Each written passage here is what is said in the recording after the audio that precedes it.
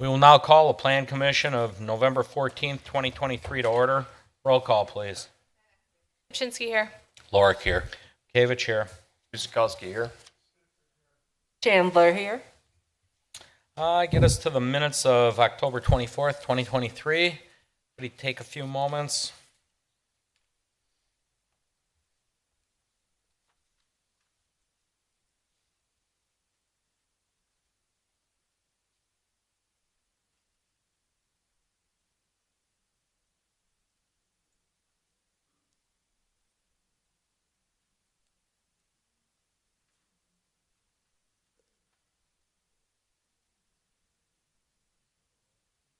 And when you're satisfied, there's no discussion, errors, omissions, or corrections. Motion, please.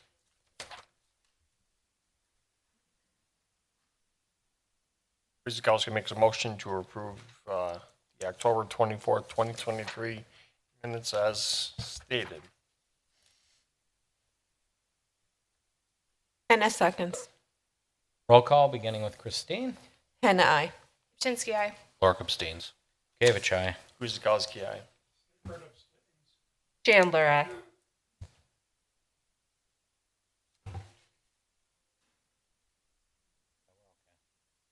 We're okay. Okay, I just had to double check we had the quorum here. So, review and discussion of recent common council actions. Carrie? Council approved the following: an ordinance for a conditional use permit for an indoor health, athletic, recreation facility within a portion of the existing multi-tenant industrial building on the property at 400 West Bell Court. An ordinance amending the conditions and restrictions in ordinance number 2851 to allow a private school and daycare facility on the property at 6912 South 27th Street. A resolution approving a minor land division or lot line adjustment submitted by Ivan of North Investments for the properties at 9810, 9840, and 9880 South Ridgeview Drive, and a resolution approving a minor land division or lot line adjustment submitted by Richard Barrett, Barrett Low Visionary Development for the properties at 7951 and 7971 South 6th Street. Mr. Mayor. Thank you, Carrie. Next, it will get us to discussion and report on recent Board of Housing and Zoning Appeals actions. There were currently none. And then review and discuss reports on the quarterly Parks and Recreation Commission actions. Thank you, Mr. Mayor. So the Parks and Recreation Commission had a couple of delayed meetings, and they did finally meet on November 2nd. The relevant action that was taken was a discussion on the proposed dedication of parkland, and that was for one of the parcels that was adjacent to the Heyday development off of Putes Road. The commission listened to a discussion, and as we will discuss in our action item on the agenda this evening, the commission voted to recommend acceptance of the dedication to both the Plan Commission and Common Council, and additional details were included in your packet, as we will discuss in a few moments. Mr. Mayor. Thank you, Carrie. Item 7A under old business, it was consideration of a conditional use permit.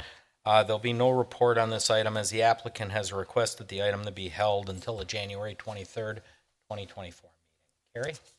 Yes, so we do need a Plan Commission motion in order to hold it to that specific meeting, since it was held to this meeting.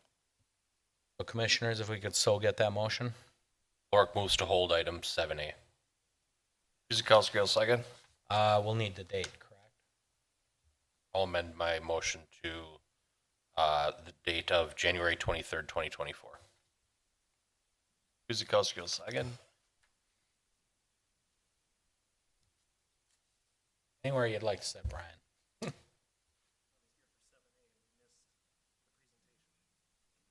Oh, for 7A, it's held.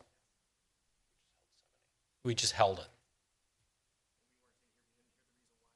Oh, okay. Just to repeat, no report on the item. The applicant has requested it's held till January 23rd, 2024. Carrie, any further explanation? It was allowing them an additional time to address some of the issues that came up during discussions with the fire department. There are some issues regarding what the uses will then be within that building at 9880.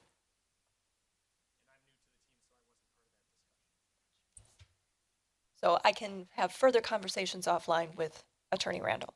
Okay. Sorry to bring you out.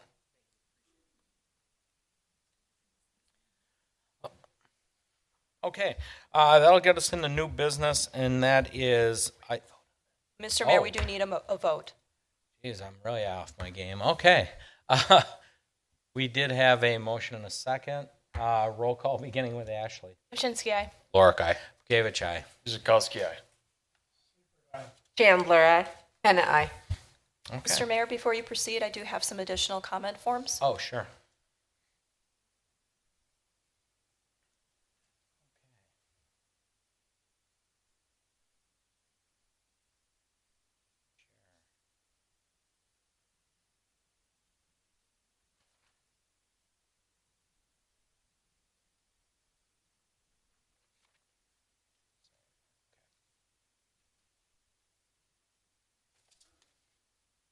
Okay, moving right along. New business, item 8A, conditions and restrictions. It's part of a request by Martin Ventura, UW-Madison Extension, Milwaukee County for a conditional use permit for community garden plots at 1800 East Forest Hill. Carrie? Thank you, Mr. Mayor. Plan Commissioners will recall that this item was reviewed at the last meeting on October 24th, and this is for garden plots for rent. It is on a county-owned property that is zoned P1. There's floodway, however, all of the garden plots and activities are outside of the floodway area. You'll recall that there are approximately 40 plots varying in size, up to about 30 by 30, and 3 micro farms up to a quarter of an acre each. And all of the activities, again, are going to be outside of the floodway areas. The existing access will remain. And this is basically formalizing activities that had been occurring on the property but had not been brought to the city for review previously, so it kind of clears up an outstanding issue. On the screen right now is a refresher. This is a portion of that property that will be utilized for the garden plots. This was viewed at the last meeting. And turning now to the conditions and restrictions under Section 3 on page 2 of your packets. It specifies the uses that are allowed per code, and those are allowed by the P1 Park District, the conditions and restrictions, and all applicable sections of code. All uses on the property need to conform to the requirements of the floodplain ordinance. Structures shall be limited to the portable restrooms, existing information kiosk, existing 8x10 garden shed, and a 10x20 wash pack station that were in the locations as shown on Exhibit A. Any new structures or additions shall meet all applicable sections of the municipal code as amended. The portable restrooms shall be regularly serviced and shall only be on site between April 1st and November 1st. There shall be no outdoor storage, rental, or sale of equipment, merchandise, non-gardening supplies, vehicles, or any other materials on the property. All gardening materials shall be contained adjacent to the respective garden plots and/or within approved structures.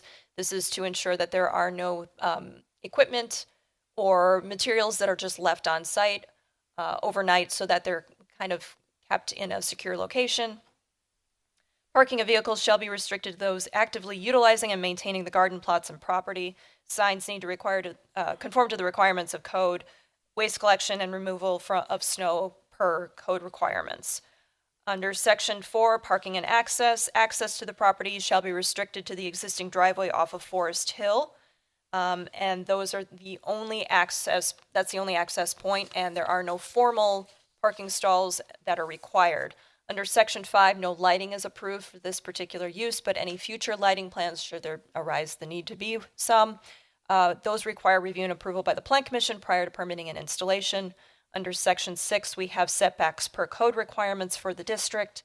Time of compliance is the typical 12 months to initiate, and the duration of the conditional use permit is the standard 10 years. Prior to the expiration of that 10-year conditional use permit time, the applicant or their representative can come back to the Plan Commission requesting an amendment to extend that time frame. If there are any questions, be happy to answer them. Otherwise, there is a suggested motion for consideration on the screen. Mr. Mayor. Thank you. Before I go to the commission, is the person from UW Extension, is it UW? The applicant, if you'd like to come up, say anything, or you want to wait on any questions? Okay, we'll just have you wait. So, sir, we'll be calling people up in a second. So just kind of hang tight. Just keep in mind if you're going to speak, we have to be on the microphone. So, Tom Fonz, come on up. 2000 I'm East Forest. gonna need your name and address. Okay, Thomas Fonz, 2000 East Forest Hill Avenue. So I'm the first house to the east of the existing plot.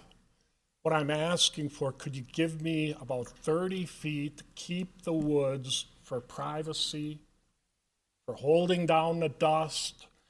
And you guys installed 5 electrical type units that help for the life of our underground sewer. They're there. They're 10 by 10. They were put in last year.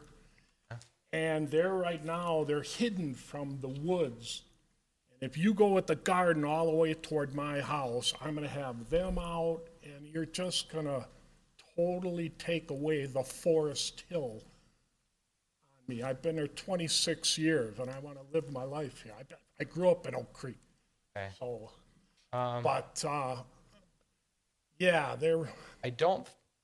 And Craig, construction right on the lot line of 5 units. I was told they're an electrical unit that goes to the underground sewers, and it maintains corrosion, makes them corrosion either way, if it's part of the infrastructure in the right of way, proof. Okay.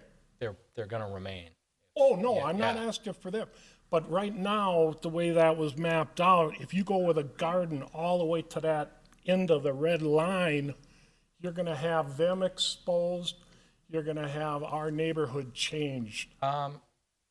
We'll have the fellow from UWM, UW Extension, speak to that. But it was my understanding. I didn't think they were touching any woods. But let's get an explanation from him, Tom. Thank you. Okay, come on up, sir.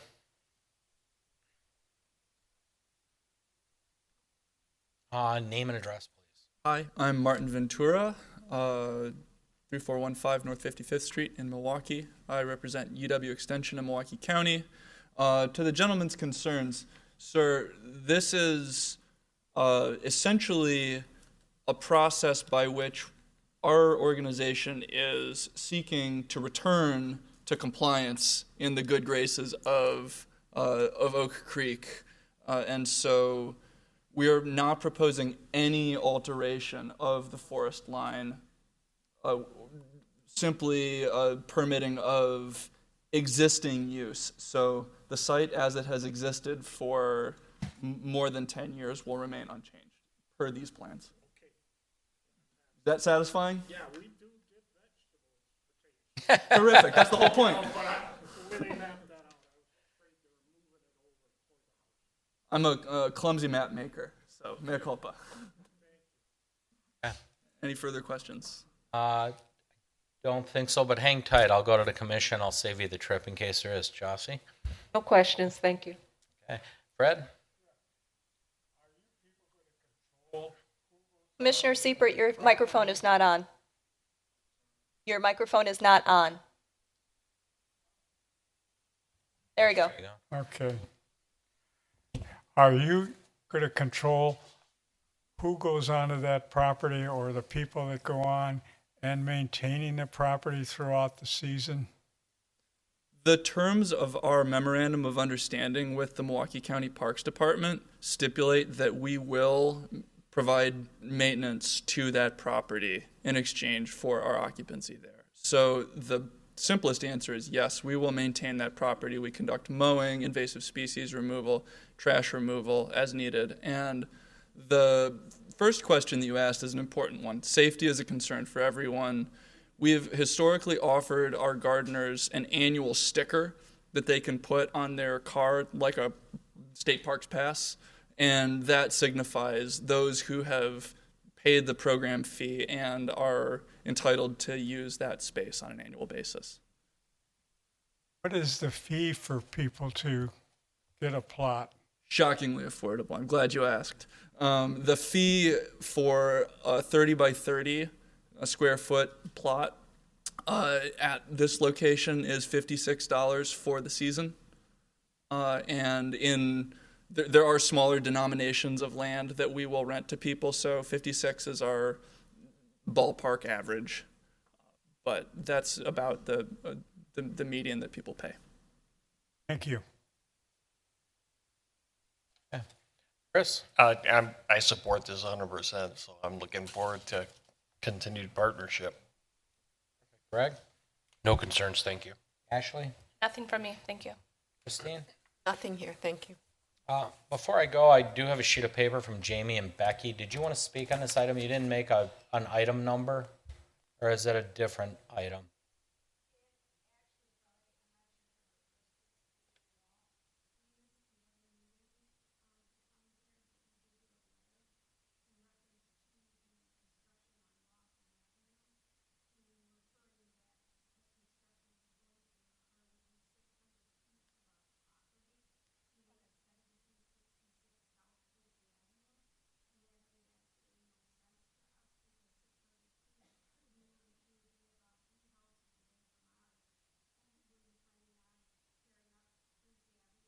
No, No, hang on.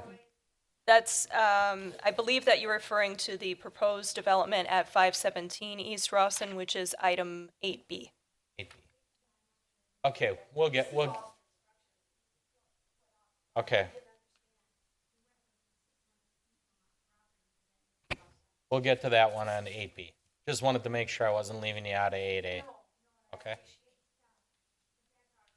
Okay, we'll get there. Okay. No, I guess I'm up. I don't have any concerns with it either. It seemed wildly popular, and you satisfied Mr. Fonz's question. So, good amenity for Oak Creek. Well, Like to thank see you it for green like that and doing some good. So, excellent. There's no further discussion or questions. Motion?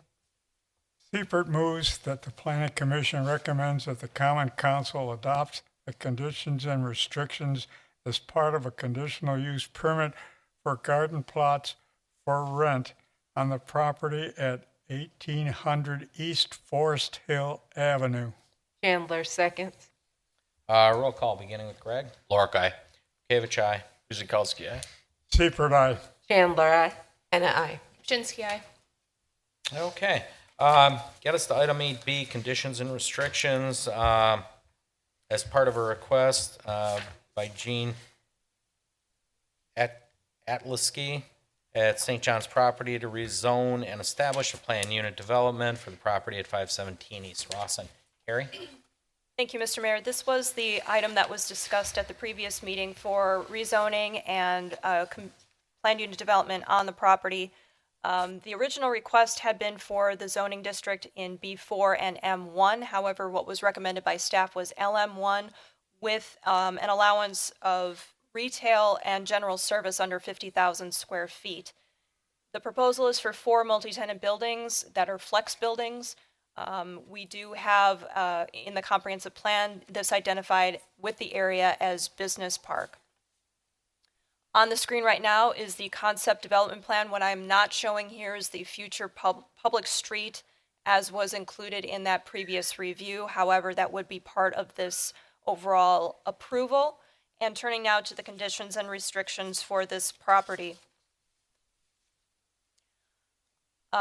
This will require a tree preservation plan that includes the inventory, the preservation and replacement plan for the property. A master landscaping plan is also required. Under Section 3, uses within this planned unit development shall be limited to those permitted in the LM1 light manufacturing zoning district, in addition to general retail and general service uses not exceeding 50,000 square feet in area. Conditional uses shall be limited to those allowable within the LM1 light manufacturing district in accordance with code. There shall be a maximum of 4 multi-unit flex manufacturing buildings on the property. There shall be no outdoor storage, rental, or sale of equipment, merchandise, parts, supplies, vehicles, or any other materials on the property. Parking areas shall be striped, screened, and landscaped in conformance with code requirements. Drive aisles for the facility shall be designed in conformance with code requirements. Exterior building materials also consistent with requirements per code. All signage shall meet code requirements as well. Maintenance, including reconstruction of private roadways and sidewalks, if provided within the development, shall be the responsibility of the property owners. The number, size, location, and screening of appropriate solid waste collection units, so trash and recycling containers, shall be in conformance with plans approved by the Plan Commission and per code. And those requirements are the responsibility of the property owner, as well as removal of snow from parking areas, sidewalks, etc. Under Section 4, the location and design of roadway access to East Rawson Avenue shall be approved by Milwaukee County prior to issuance of building permits. Copies of all access approvals shall be provided to the city prior to submission of those permit applications. The location and design of the private north-south interior roadway as depicted on the general development plan must be approved by the Plan Commission upon recommendation of the city engineer, and may be required to allow for future modification to a public street to provide access to the properties to the west at the point at which they develop. Again, all off-street parking and loading areas must be in conformance with code requirements. Under Section 5, we're talking about the requirements for tree preservation and replacement and inventory per code, a master landscape plan, transition areas in accordance with code, detailed landscaping plans for each phase, or if this is a single phase for the entire development, and landscaping must be installed prior to the issuance of occupancy permits for the phase.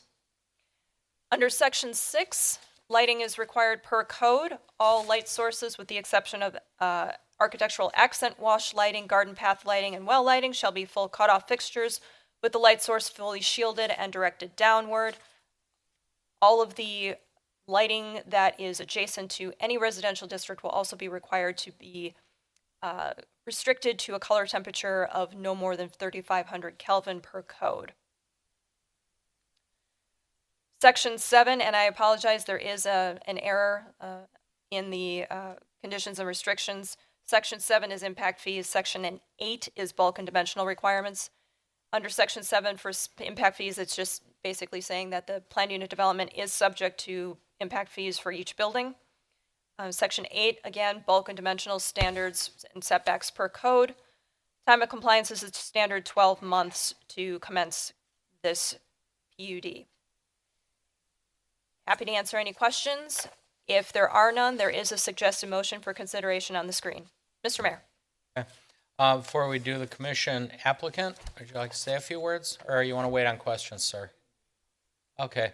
I know the alderman of the district is here. Do you want to wait on questions, Steve, or would you like to say a few words? Okay. The one I have is, the only one for B, 8B, is Jamie and Becky. Ma'am, you're saying you need to stay in your chair. Do we have Noah, by chance, do we have a remote microphone? While we're waiting on the microphone, perhaps what I can do is explain a little bit about the notice that was sent out. We do have a policy that all properties within 300 feet of the property boundaries of a proposal are given notice of any public item. However, the alderperson for the district can request an increase in that 300-foot boundary to 600 feet. And in this case, in District 1, that was just the request by the alderman for the district. So all properties within 600 feet of the property boundaries of 517 East Rawson Avenue were provided with notice of tonight's meeting. So while the development itself may not be within 300 or 600 feet, the property boundaries would expand beyond that. So that would be the 600 feet and why there were so many notices that went out. Thank you for that explanation. And as Carrie said, by ordinance, it's 300. The alderman requested that it be expanded. So that is long and short of it. So we'll just give it a couple minutes while Noah is setting up a possible remote microphone.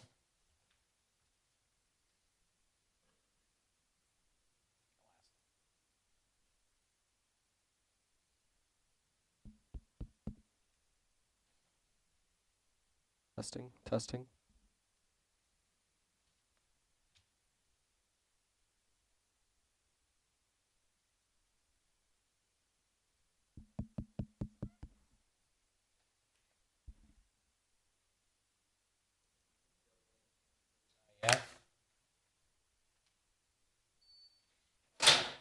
Hang on, we'll try to get an alternate. If not, see if we can't get you up to a front table.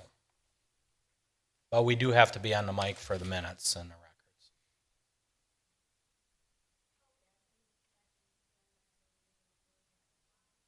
records. Oh, come on up, ma'am. Yeah, you can sit at this table. And I know we have the paper, but just for the minutes, if you could do name and address, please. Yes, my name is Becky Ancalata. I live at 7366 South Quincy Avenue in Oak Creek. Great. And as I stated before, our concern was the letters that have come within reference to 600 feet of our property for the building that is already underway on Rawson Avenue. And while we support, growth of Oak Creek, we have no issue or no problem with that, with stores or whatever exactly is going to be going in there. But we did not want it in any way, shape, or form, obviously, to affect our property, as do none of the other people that live on our block have that same concern. So it didn't make any sense to us. It wasn't clear. The 600 feet made no sense, at least not in the letter. So, like I said, while we support the growth of Oak Creek, we just don't want anything to disrupt where we live, because we live in a very peaceful, quiet neighborhood, and we're far enough away from where Rawson Avenue still, where we have quiet, but yet we can access it to obviously go shopping and do things like that. So we have no problem with the growth on Rawson Avenue. We just don't want roads being chopped up or traffic coming through there to make different access to Rawson Avenue. And those were our questions and our concerns, to have that clarified. We will cover that, but at this point, your subdivision does not tie into this. It actually dead ends at Missouri. Okay. Well, that helps, because like I said, the letter just wasn't exactly clear, and that was really the only thing that we wanted to mostly clarify, and then just be part of, the growth and the other things that you're going to be discussing in the rest of this meeting and any future meetings coming up. So that's actually all we had concerns about. Okay, thank you, Becky. Thank you very much. Okay, seeing we have no other speakers, we'll go to commission. Christine, you want to start us out? Yes, actually, I'm a little bit confused. I have a question for the applicant, if possible.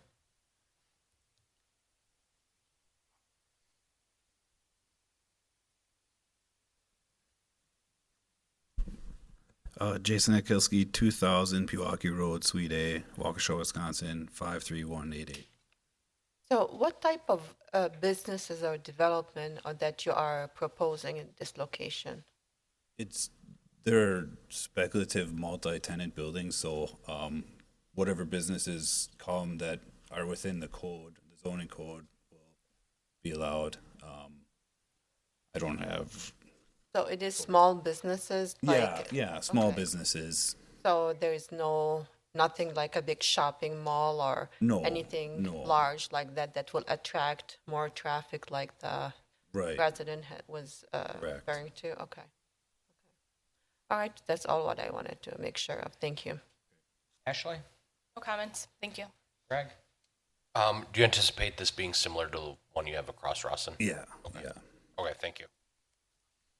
Chris? I have no questions. Fred? Yeah. Any truck traffic in that development? It would be like minor.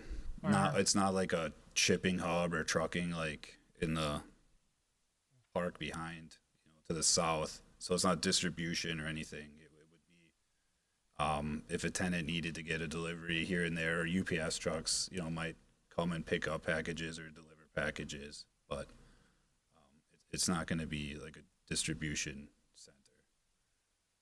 It'd be minor traffic, truck traffic is what I'm getting at. Yeah, very similar to what's at 140 East Rawson. Okay. Thank you. Ossie? I do have a couple questions. What's the planned height of this building? 24 feet.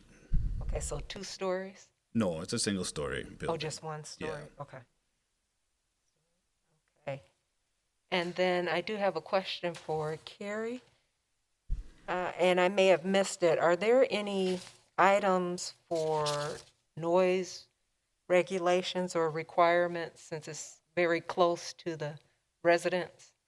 There is a noise ordinance that is effective throughout the city, and this development would have to comply with that noise ordinance.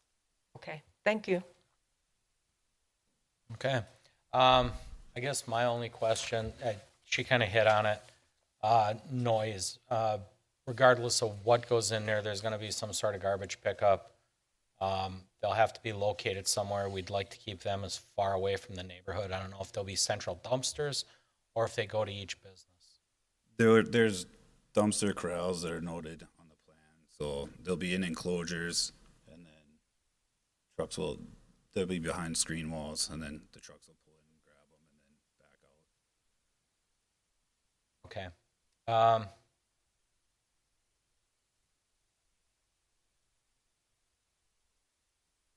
Bummer. Be great if they were more on the west side, but I get it. And you ain't gonna have the answer to this because you don't even know the businesses yet, but we really should restrict pickup times on that. We don't want that going off at like 6 a.m. when they typically pick up garbage that way. Okay. So I'd be very conscious of that as we come through. Will we get another kick at the cat at this with conditions and restrictions on that? Well, conditions and restrictions are what are being reviewed I right now. know, but at times, because it's so speculative as to when we're going to allow garbage pickup, and the contracts ain't in place.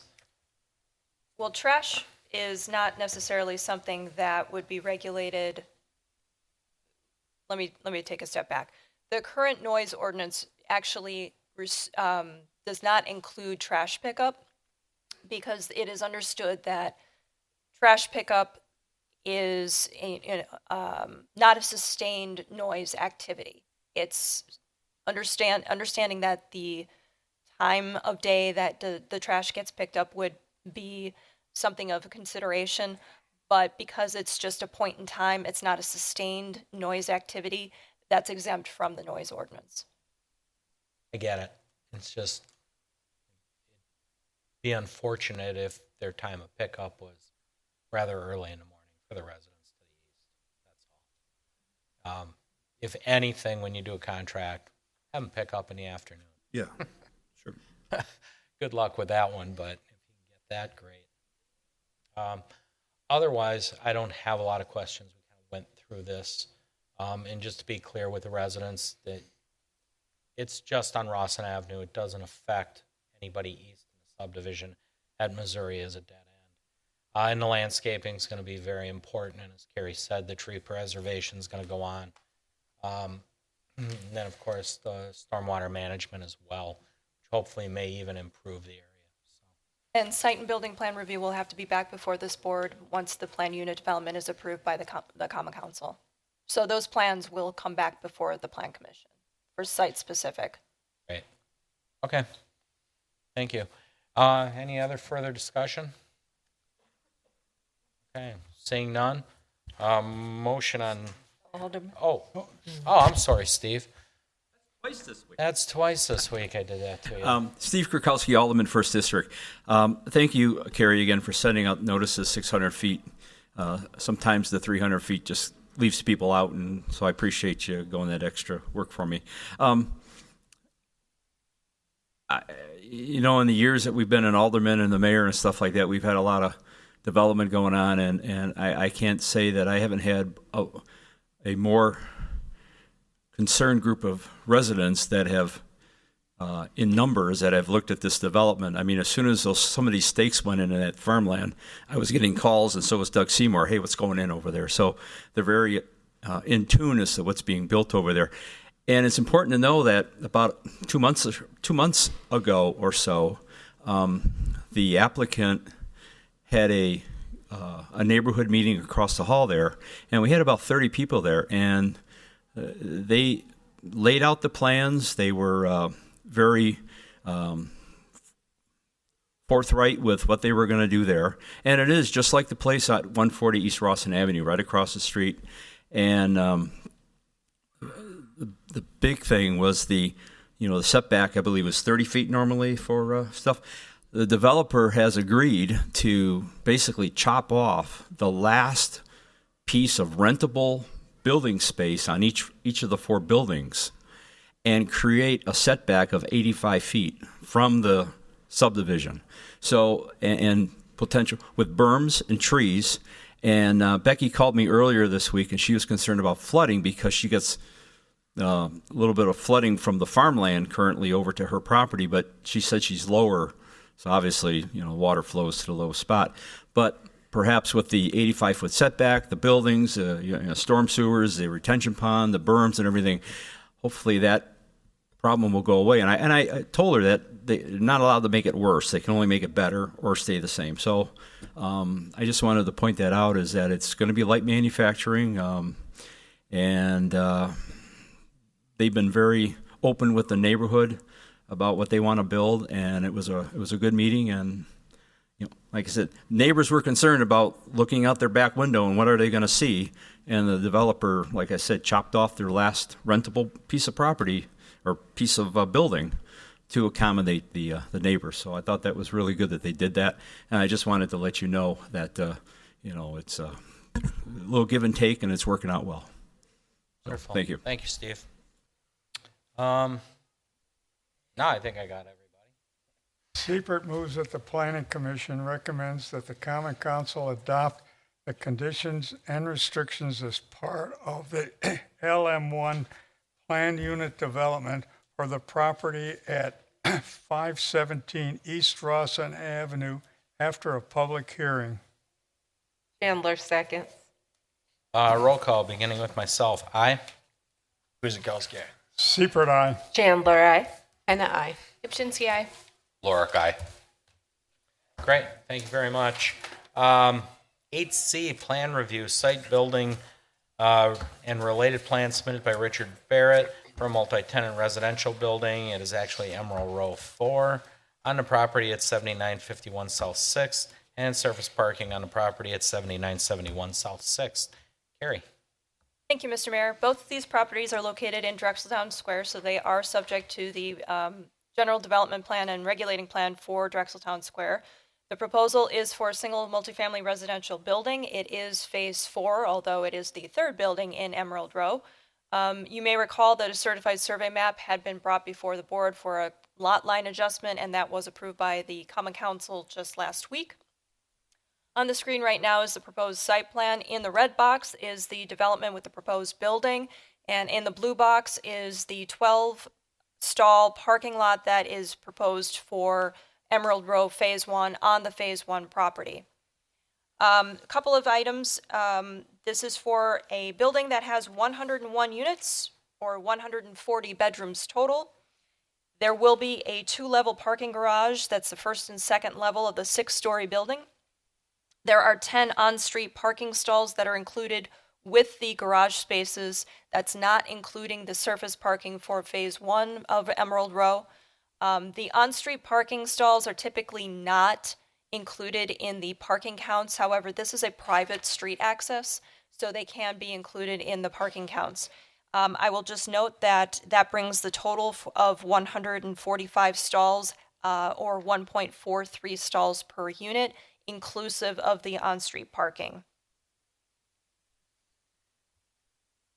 Refuse is in a specific area of the first level of the parking garage, and trash rooms have been provided per residential floor, so that trash collection will be within the building itself, and collection will be presumably through the garage access as well. You will note that in the plans, including on the landscape plan that is on the screen right now, there are no snow storage areas that have been identified.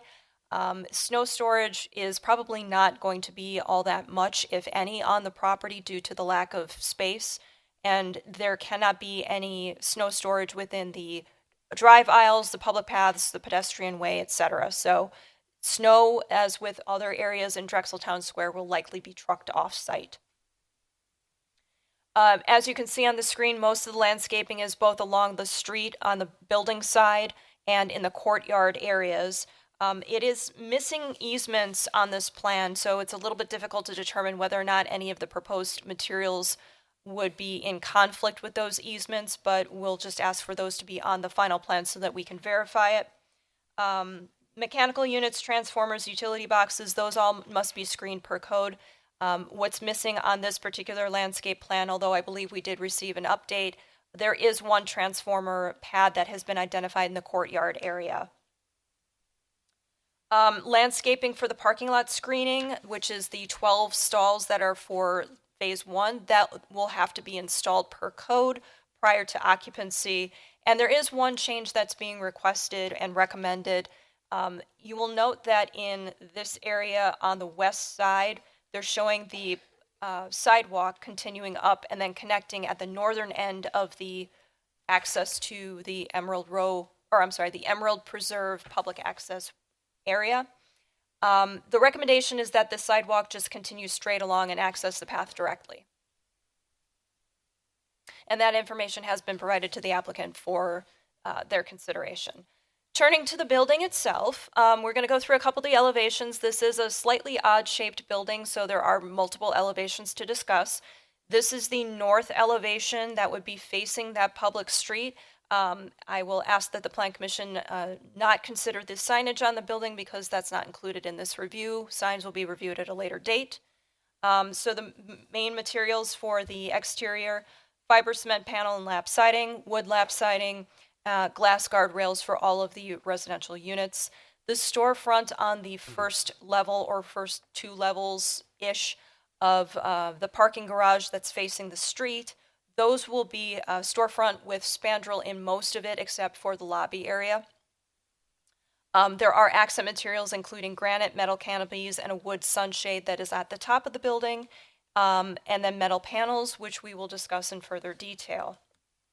On the west and southwest, these two elevations kind of run together. So while most of the materials are the same, I'd like to draw the Plan Commission's attention to the 2-story or 25-foot tall wall that is going to be facing that public walkway, the existing public access to Emerald Preserve.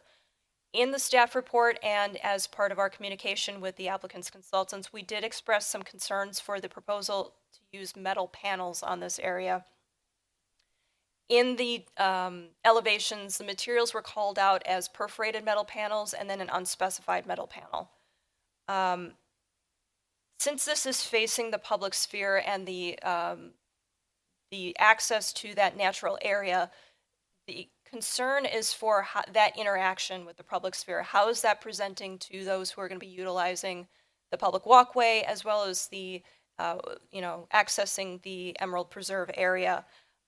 The recommendation that staff had presented was for this wall to incorporate some kind of natural element or design, meaning, can we do a mural on the wall, or if not, can we incorporate some kind of natural metal accent that would not be these metal panels. However, we do recognize that this is something that is the Plan Commission's jurisdiction and purview to determine whether or not the metal panels are going to be acceptable, so we've asked that those material samples be brought for your review. That continues along the west and southwest. That metal panel, the 2 types of metal panel, are also proposed in the courtyard area. But the same materials are throughout the entirety of the building. And this is terminating on the east elevation of the building. There are 2 access points for the garage itself. The main access is on the north, and that's where that's where the tenants will access, and that's where the storage area, the trash area are. The east appears to be just a door that would be for back of house operations, for some storage. So that's not connected to the rest of the garage. It's kind of a separate area for maintenance operations. These are the proposed renderings of the building. Again, this is facing the private street, but will be the public-facing side. This is the west, and again, the metal panel that we were talking about is this kind of, for lack of a better term, and I apologize, like a piano type pattern. That's not the technical term, I apologize. But that's what's going to be facing the public path and Emerald Preserve, and that's where we express the concerns for the 2 types of metal panel, so we asked for that material to be presented. You will get a lovely view of the preserve from the pool area, which is going to be accessed from the 3rd floor for the entire building, which can be seen in this rendering as well. These are the renderings of the courtyard. Again, the metal panels on that certain portion there, that's actually part of the garage as well, which is why the same material is being proposed. Then the east and northeast, you see that maintenance access in the garage area for the back of house.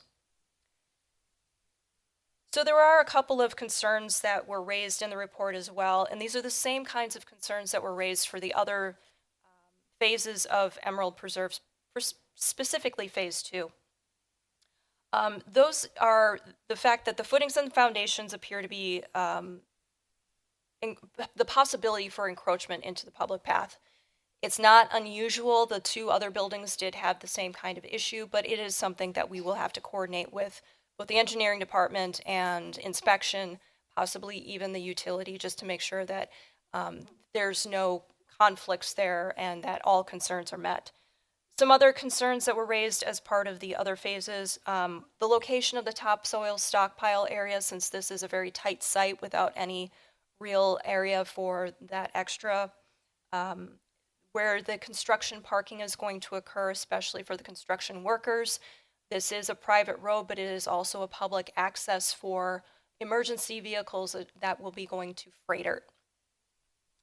The maintenance and the access of or maintaining the access to the public path for Emerald Preserve during construction. Same thing that happened under the other phases of construction, so we'll just need to make sure that's coordinated. The location of any cranes that would be utilized for the construction of the building and how that would play into the other concerns that we've raised here. Since the location of the building is on the site of the temporary parking lot, which is currently utilized, the location for those displaced vehicles, where will they go?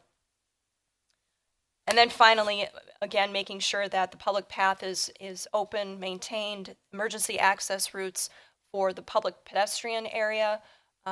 That access point to Emerald Preserve is also a fire access, so that needs to be maintained as an open area, and then emergency access routes, again, for Freighter. So we need to make sure that those are unobstructed. With that in mind, however, the plans do substantially conform to the General Development Plan and Regulating Plan for DTS, with the suggested motion with the conditions that are included in the suggested motion on the screen for commission consideration. Mr. Mayor. Wonderful. Thank you, Carrie. Before we do the commission, applicant, anything? Want to speak, or you want to wait? Okay. I'm going to get it right out of the way. Assistant Chief Havey, you want to comment on fire at this time, or are you still working with the applicant? Okay. Don't have any speakers for this one, so we'll go right to the commission. Christine. Yes, I agree with you, Carrie. From what I see here, why specifically the metal panels? What's the reason behind that? Is it cost, or? That would be a question for the applicant to address. That was not included in the materials that were presented. But typically accent panels are decorative. Might break up the materials a bit, but I would defer to the applicant to answer that question specifically. Okay, then the question for the applicant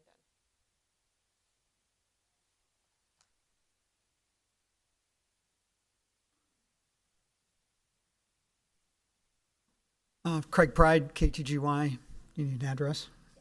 217 North Jefferson Street, Suite 400, Chicago, Illinois, 60661. So the design is following similar characteristics to ER1 and ER2, definitely in the more contemporary vein of architecture.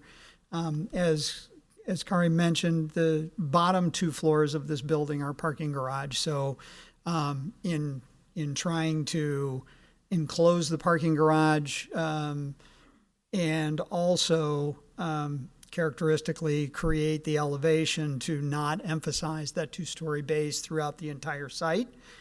We have taken the liberty of providing what we feel is an artistic approach to what is a 2-story wall of the parking garage, so that it isn't a monolithic plane. If you provide a single material, it just becomes a large mass of one color. So we chose the metal panel because we are trying to work with the verticality of this building in other areas and other portions of the design.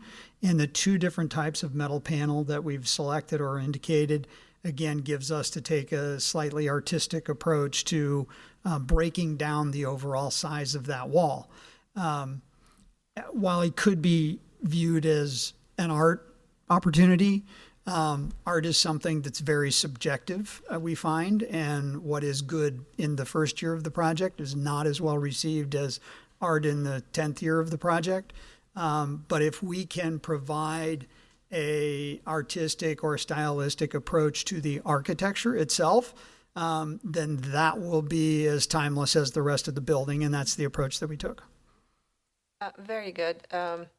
Just a couple of comments on metal panels. Typically, they actually cost a little bit more for maintenance-wise than any other material. So that's something that keep in mind once Gary mentioned that.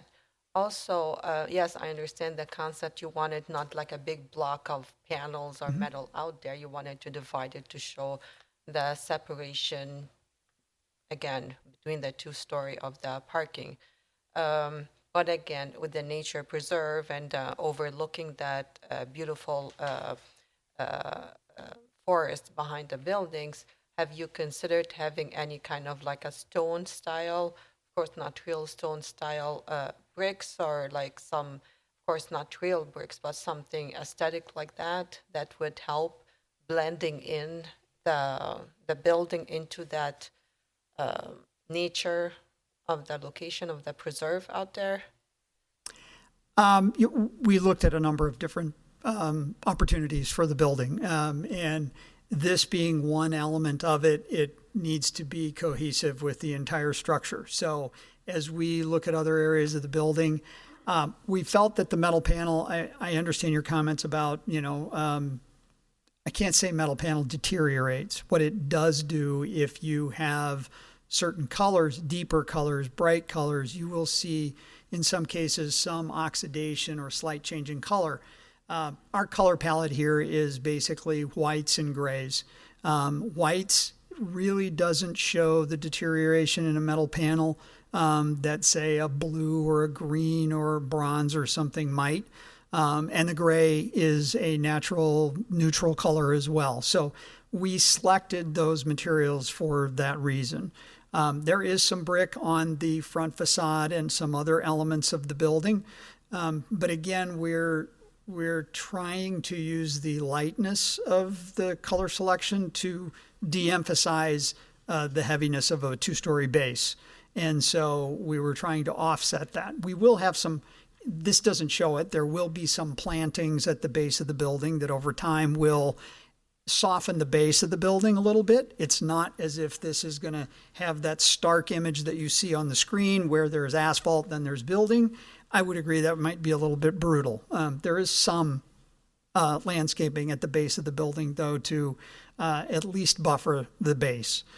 I think that, as you move around the base of the building through the promenade or the fire lane and access to that, the building becomes a backdrop, not a focal point.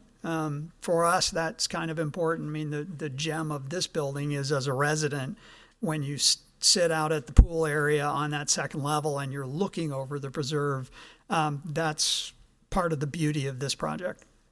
Perfect. That's what actually going to be my next recommendation. If you can shield it with a couple of trees that blend in with the rest of the preserve, that will actually trees would be very difficult based on, when you plant a tree, you're really planning for the canopy 20 years from now. And so in the space that we have adjacent to that fire lane, it would be difficult to plant shade trees. And there's, based on where the building is and where the walk is, there would be no shade.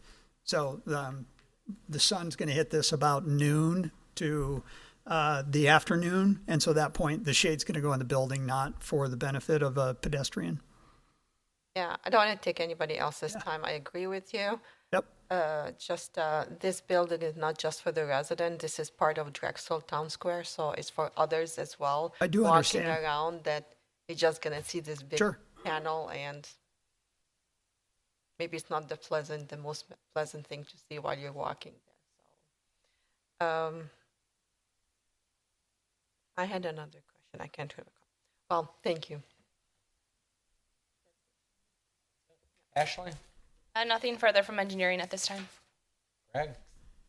Not to continue on the wall, but I know we can kind of regulate building materials and landscaping. Are we allowed to mandate specific types of landscaping?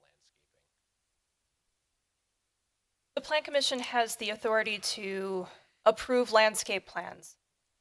In this case, the building is pretty much right up against that path, except for the area that I've highlighted in red, and I'm not counting that corner because then it kind of turns a little bit and allows for a little bit more.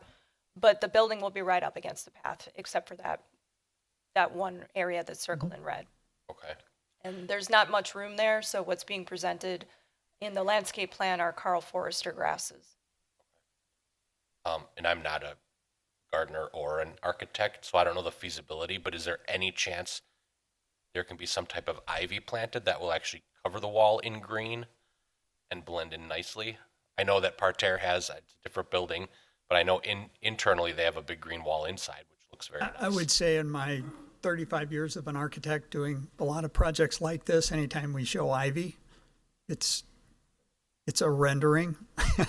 I don't think I've had one successful project that is trying to get ivy to grow up a wall that would get more than 5 feet.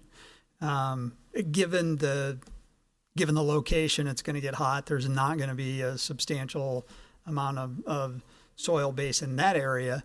And we would want to focus on the area that she had to put something that is taller and more vertical, but more of an evergreen type product that's hardy. And then as far as I know you mentioned storefront, is there plans to put any type of retail in this building, or? Sorry, storefront refers to the aluminum frame with the windows. Yeah. Okay. And then as far as parking, I know it's being used temporarily parking. What's the ratio of parking spots to the units? Is there a plan for visitor parking with this building? It's already tight in that area. No, I don't believe we have a requirement for visitor parking, and I don't recall I think didn't we submit a parking ratio for phase 1 with these 12 spots, but I don't recall that ratio offhand. So phase 1 with the addition of the 12 spots, but with the removal of the 40 temporary spots, which were not included in that original ratio, mind you. That brings the ratio for Emerald Grove phase 1 to 1.2 stalls per unit. For this phase, we're at 1.43 when you count the on-street parking. I think that's all for now. Chris? I'm not really opposed to the look of the different materials on the back side there. Yep, right here. I'm not opposed to really that look. So I think given the contrast you're trying to get across the street with the other plantings, I think that could work with different types of panels or whatever. Again, I'm not an artist, so but I like the intent that you're going for. Fred? Yeah, I have a question about the height and the airport runway approach. Is there a height that they fall under? This is not as tall as the tower with the antenna or spire. Okay. So this is still going to be shorter than the tallest part of this building. Okay. Then I have a question about the pathway, personal pathway and the building. How are you going to blend that in? Are you going to be part of that, or is it going to be separate from that pathway, there's a sidewalk that comes in You there. mean in the preserve? Huh? In the preserve. Yeah. I'm just saying, right along that There's a boundary line, there's a pathway that goes into the preserve. And you come right up to that. So we come up to it almost to the existing pathway, and that pathway will be preserved or restored if damaged during construction. But it's our intent to maintain the current status of that path and anything that would occur to the west of that. We do, I believe, have to make some crossings for some drainage utilities or something like that we will probably repair the path. But the path as it exists today is how we envision it to be existing upon the completion of the project, with the exception of the tying in of a sidewalk on the north side of our building to the north end of the path. Thank you. Sure. Nancy? I do have a few questions. So for this location, is it apartments, condos? Which one? They're apartments. They're apartments, okay. And so for those that will be renting in that area, so you have parking on 2 levels, so Yes. that covers all of the tenants?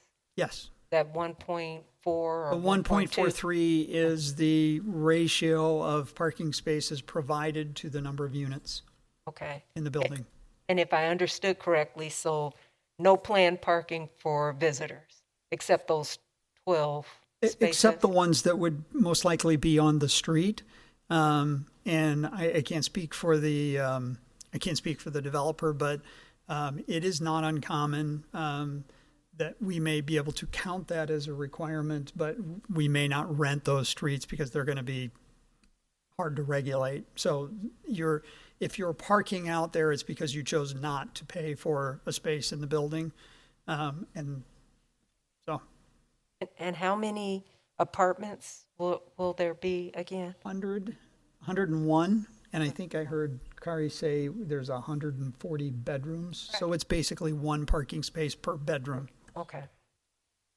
Okay, and so going back to the parking, I just want to understand why 2 stories of parking is above ground versus maybe 1 story below, 1 above, or both below? Expense. It is far more expensive to take the same parking and dig a 2-story hole. Okay. And then I know Carrie referred to snow removal. So is the plan to actually truck snow off-site?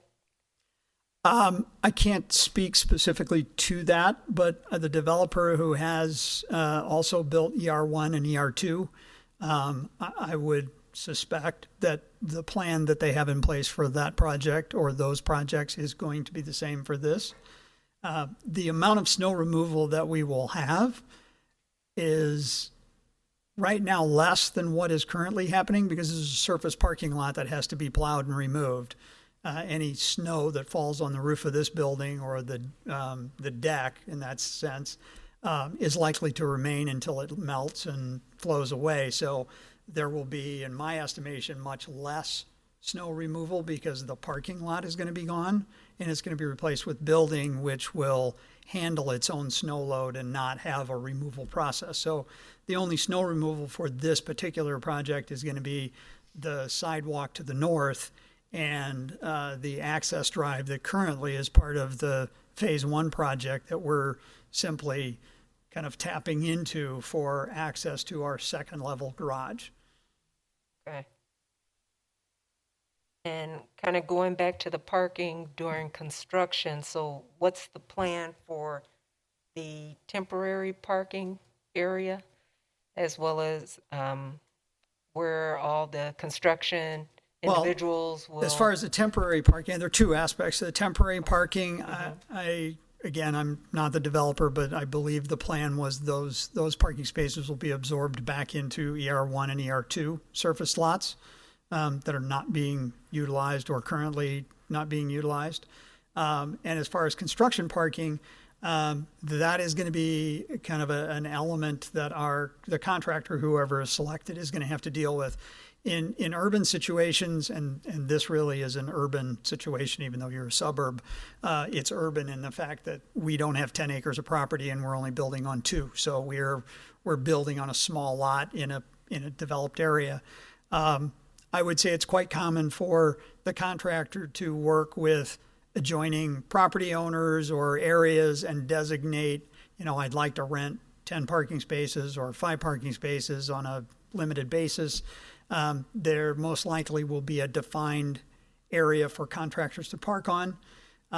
As the building gets vertical and the garage is constructed, it's highly likely that the contractors will be parking in the garage while work is going on in the upper levels of the building. So again, that'll have to be worked out with the city of Oak Creek to allow that to happen before the garage is ready for occupancy, but it's a construction process. So for the period of time that it gets up to the 3rd floor, that parking will probably be dispersed throughout the Oak Creek community area and in some designated area. I mean, it's normally not allowed by villages to just let guys park everywhere. So they don't want construction workers tying up your public parking. So there will be some plan that is put in place in conjunction with the building department as part of the permit process, is my guess.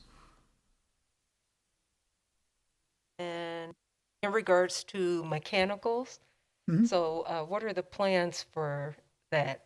Where will they be, screening, etc.? The intent right now is the mechanical units will be on the roof of the building, and I believe that's similar to the first 2 phases. So they'll be screened and out of the way. They won't be down on the ground. We have limited ground opportunities around this building because the site's so small, so we're trying to really landscape and enhance the area that is between phase 1 and phase 4 with landscaping, and I don't believe there's any plan to put any mechanical equipment down on grade. Okay. The reason I asked that because it was identified a transformer will be. A transformer is not a piece of mechanical equipment. Okay. It is the location where the electrical company for your area provides the main service to the building. So the transformer is usually a 6x6 box that sits on a concrete pad. It has some access clearances that we need for the utility company to provide service in case it fails or has to be replaced. But in other, there's no operational characteristic to it. There's no noise associated with it. And then we'll landscape around it as the plans indicate. Okay, thank you. Sure.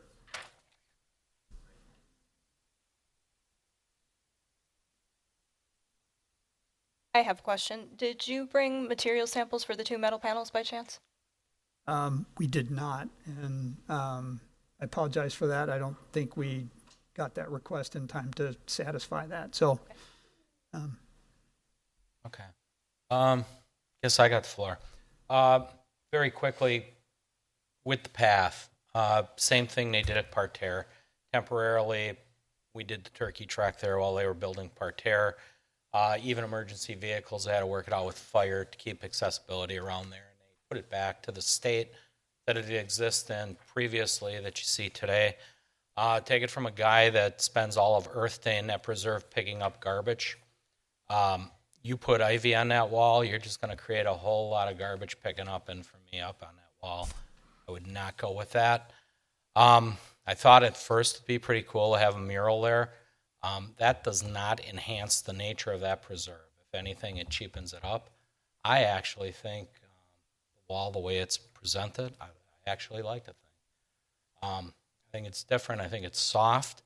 As long as it ain't stainless steel and reflective that, would put off some giant glare and freak everybody out, I think we'd be okay there. Parking is what parking is. I work in the construction industry. There is no guarantee of parking when you're downtown, same as here. You'll find parking where you find it. It's a temporary thing. We got through Parterre while this place was pretty well built out. We'll work through that as we go. I'm sure we will get some complaints. We get them now, but it'll be a temporary thing. I actually think it's a very nice looking building given the site and challenges that came along with it. As far as greenery goes, yeah, I would expect fountain grass or something like that. If you've ever been in a preserve, that's pretty much what's around the other buildings. It ties in pretty darn well. Pretty nice looking modern building. It really fits in and helps finish off that area pretty darn well. So I don't have a whole lot. I mean, you got some stuff to work out with fire. There's going to be some challenges going on. Guys addressed the underground parking and the first floor parking. Be neat. It'll be a neat looking building. If you've ever seen the back end of Parterre to the park, it's another building that sits right off the parkway. It's very well done. Sits up similar to this one. It really flows with all phases. By changing it, getting wacky with the colors, I don't think it would flow well with the other two phases. So, I don't have a whole lot. We're not touching the signs tonight. So, that's all I really got. I do have one additional question. I don't know who this is for. Maybe Carrie. So since we didn't see this different material, is that something we can note somewhere to see before we proceed forward with the actual use of that material? It would have to be an approved material. If the Plan Commission has questions about the materials themselves and would like to see the material samples, the only way that we can do that is by holding this item so that that material can be brought in for review. If the Plan Commission is fine with it, then we can take a look at it as staff and see if there is any concern, but that's for the Plan Commission to determine. Would be my opinion. We've approved metal panels on other buildings here. I don't see where they're going to go with aluminum foil on this one. No, I think the panels. The concern that staff had was the fact that we just had something that said perforated, and we didn't have an idea of what perforated meant, and we didn't have an example from a real world installation that we could point to. Yeah. So the fact that we just have metal panel, I mean, that could be architectural metal panel, which is what we're assuming, but the perforated panel is really the one that we wanted to get a better handle on. So can the motion have a condition of, upon approval by staff of the acceptable metal panel? Acceptable is at the discretion of the Plan Commission, but if the Plan Commission is satisfied with the plans before you, despite the exact nature of the... If it's an approved building material, we've been through it then. It's an architectural element. So it's one of those things where it's not necessarily an architectural material. So what did we do on Forge and Flare when they used metal panels? They used fiber cement. The yellow panels on that building are fiber cement. Mm-hmm. Doesn't look like it, but it's... So if I don't want to be out of turn, but if I could say that the intent of the metal panel is to enclose the garage because it's not an open garage, okay? The perforated, and right now I think that's an insulated, as we're working through the design of the building, it's going to be an insulated metal panel to provide some tempering for the garage interior. But the intent of the design and the perforation just creates a panel that is slightly darker. It's also a gray panel to give a little accentuation. I would suggest, and we've had other projects where if we provide a metal panel for verification by staff to be consistent with the information presented to the Plan Commission, that they could make some approval or acknowledgement that it is an acceptable panel, and if not, then we would have to come back. But That's the purview of this commission, yeah, so okay. I'm trying not to hold you up. And Still we be able to appreciate get that. a look at this I panel. also want to satisfy that, we would like to have the ability to provide the design as, presented so that we're delivering what we promised. And I just hate making this stuff up on the fly. Mm-hmm. I have a question, actually. Have you had any building similar that you used those panels before that you can show us how it was used and how it looks like today? I'm sure we do, yeah. But I don't have anything right here to show I know, you right but now. is there anything that you have done in the past that you can provide such Mhm. pictures, or how do they look as of today? They have been done in the past? Mm-hmm. I serve as metal panels. I mean, they're used elsewhere throughout the Yeah. city, but I can't, off the top of my head, tell you exactly where. Fiserv's had them. Trades Hotel utilized them. I mean, architectural metal panels are not unusual in the city, but Correct. the perforated is the one that's kind of the accent material, that's the decorative material, and that's the part that we have the question on because we don't have that in the city. So that's kind of what we're looking at is what does it look like when it's installed, to Commissioner Hannah's perspective, or to her point, what does it look like after it's been installed for a couple of years? How does it wear? Those are the kinds of things where we're unfamiliar with a material that we would like to have that kind of information. And it's up to the Plan Commission to determine whether or not you want to see that as well. Okay. Yeah, you're right. Personally, my opinion and my opinion only, based on what's been done at Emerald Row and Parterre, I wouldn't expect this to be a cheap build out for what they're doing. I'd be willing to go out there and say that these panels are going to work okay for what the intent are. But that's all for you to decide as well, because it is sight unseen.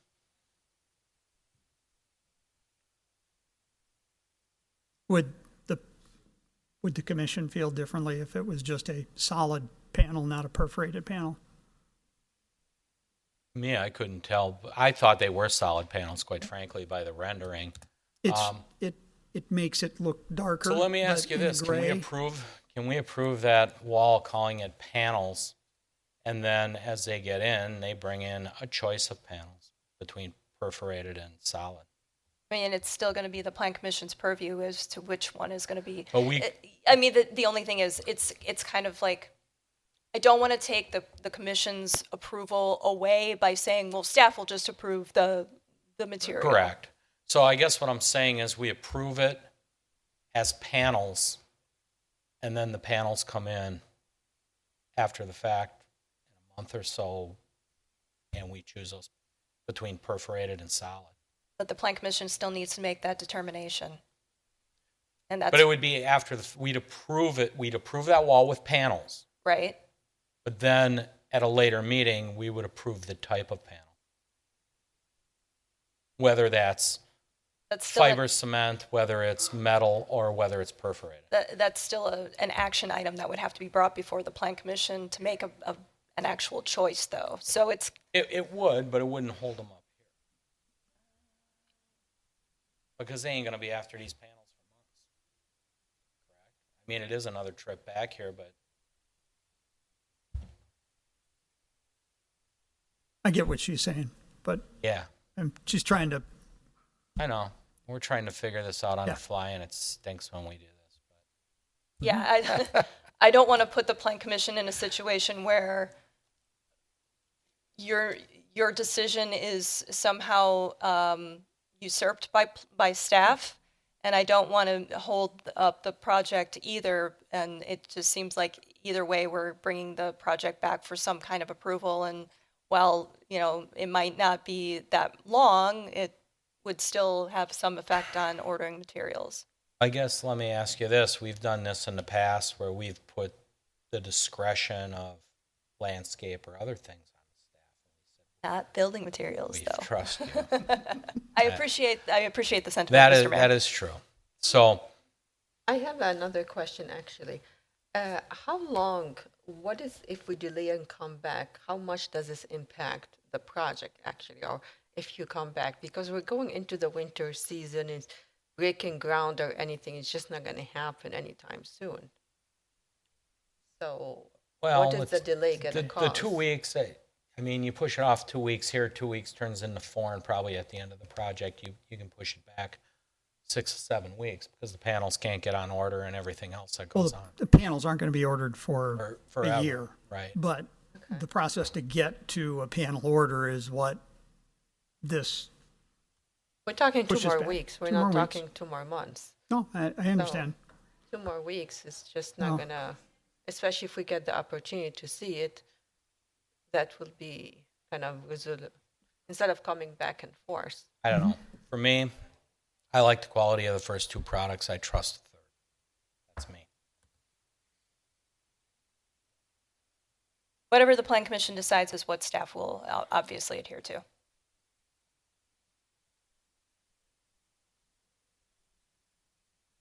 Oh, no. So, motion away, somebody. I agree with you, Mayor Nan. I'm okay with what they were doing, going towards. So you're looking for a motion? Yeah, let's do a motion. Quick question for Carrie. So since I haven't seen the panels, does that mean if we do this suggested motion and I say no, that is because of what exactly? The code section would have to be stated as, well, it would be part of the DTS MUPDD, and it would be something about the building materials. But my recommendation would not be to move forward with something unless you're comfortable with moving it forward, and that includes all the building materials. So if you're not comfortable with the building materials, I would rather see a hold for 2 weeks rather than a negative vote. So if we move it, the majority is going to vote no, we should hold. And I don't want to Wait, complicate put it this. this way, the building materials have to meet the Drexel Town Square plan. Correct, Mr. But- Mayor. That is very correct. Correct. The But only thing you're not seeing is the exact way they look or color. Right, but they are accent materials, and the Plan Commission does have the authority to request and require that material samples be brought for any meeting. But if you don't need to see Correct, it. we do. Right, But if we the Plan don't Commission do it doesn't want to to see it. every material that comes through. I guess that's my point. It's up to the Plan Commission. So, well, let's make the motion and see where we land. Okay. Mark moves to approve the site and building plan submitted by Richard Barrett. Is that an acronym, BLVD or Boulevard? Barrett Low Visionary Development. Thank you. For the property at 7951 South 6th Street with the following conditions. 1, that all relevant code requirements are in effect. 2, no signs are included in this approval. Detailed plans for signage must be reviewed and approved by the Plan Commission prior to submission of signed permit applications. 3, that all parking lot lights meet the DTSM UPDD approved specifications, pole height, fixture, color, that all light sources are shielded and directed downward, and that the color temperature of the fixtures are limited to a maximum of 3,500 kelvins.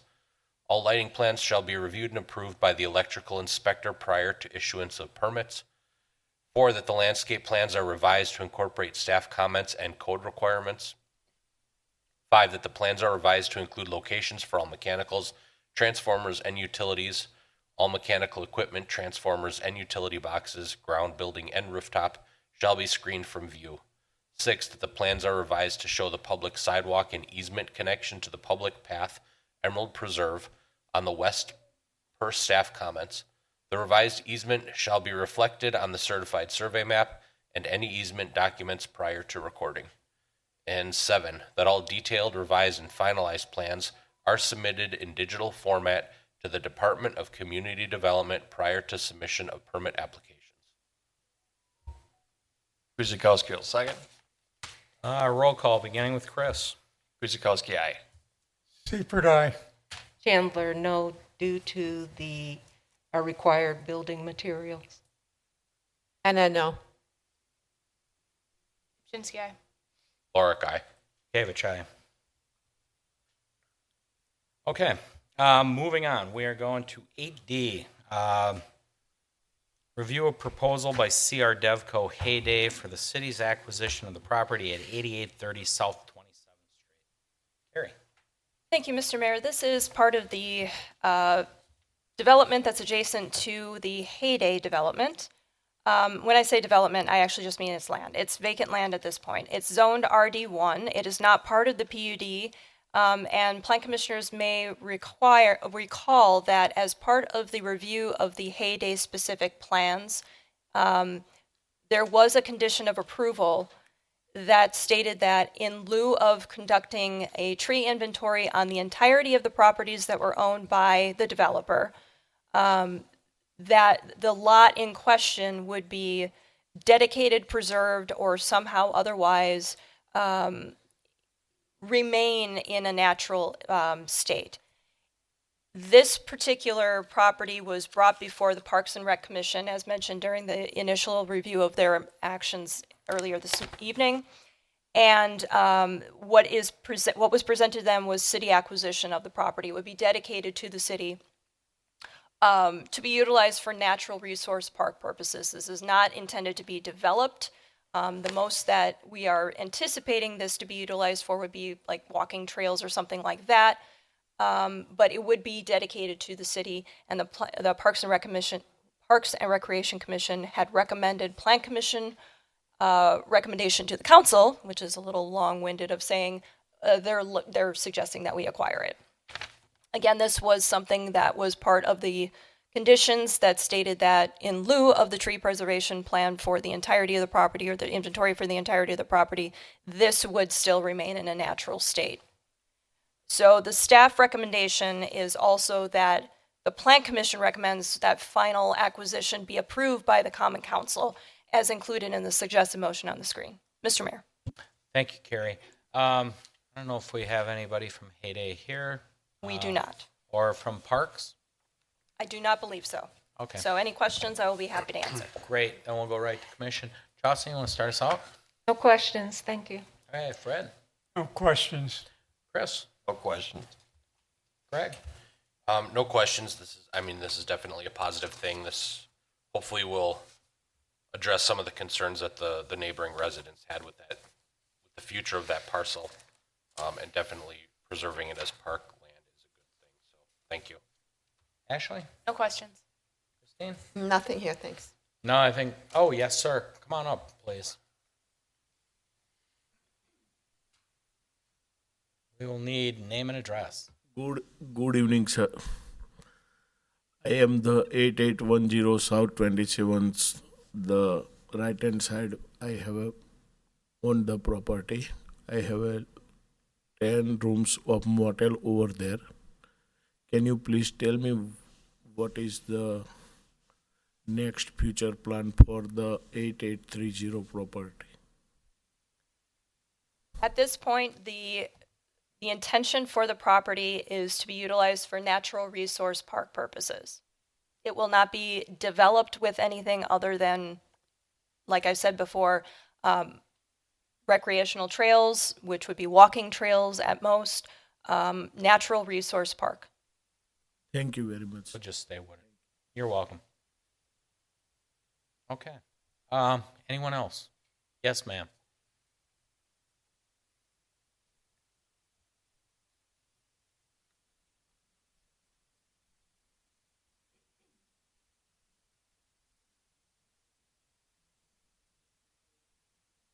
Barbara Linder, 2411 West Putes Road.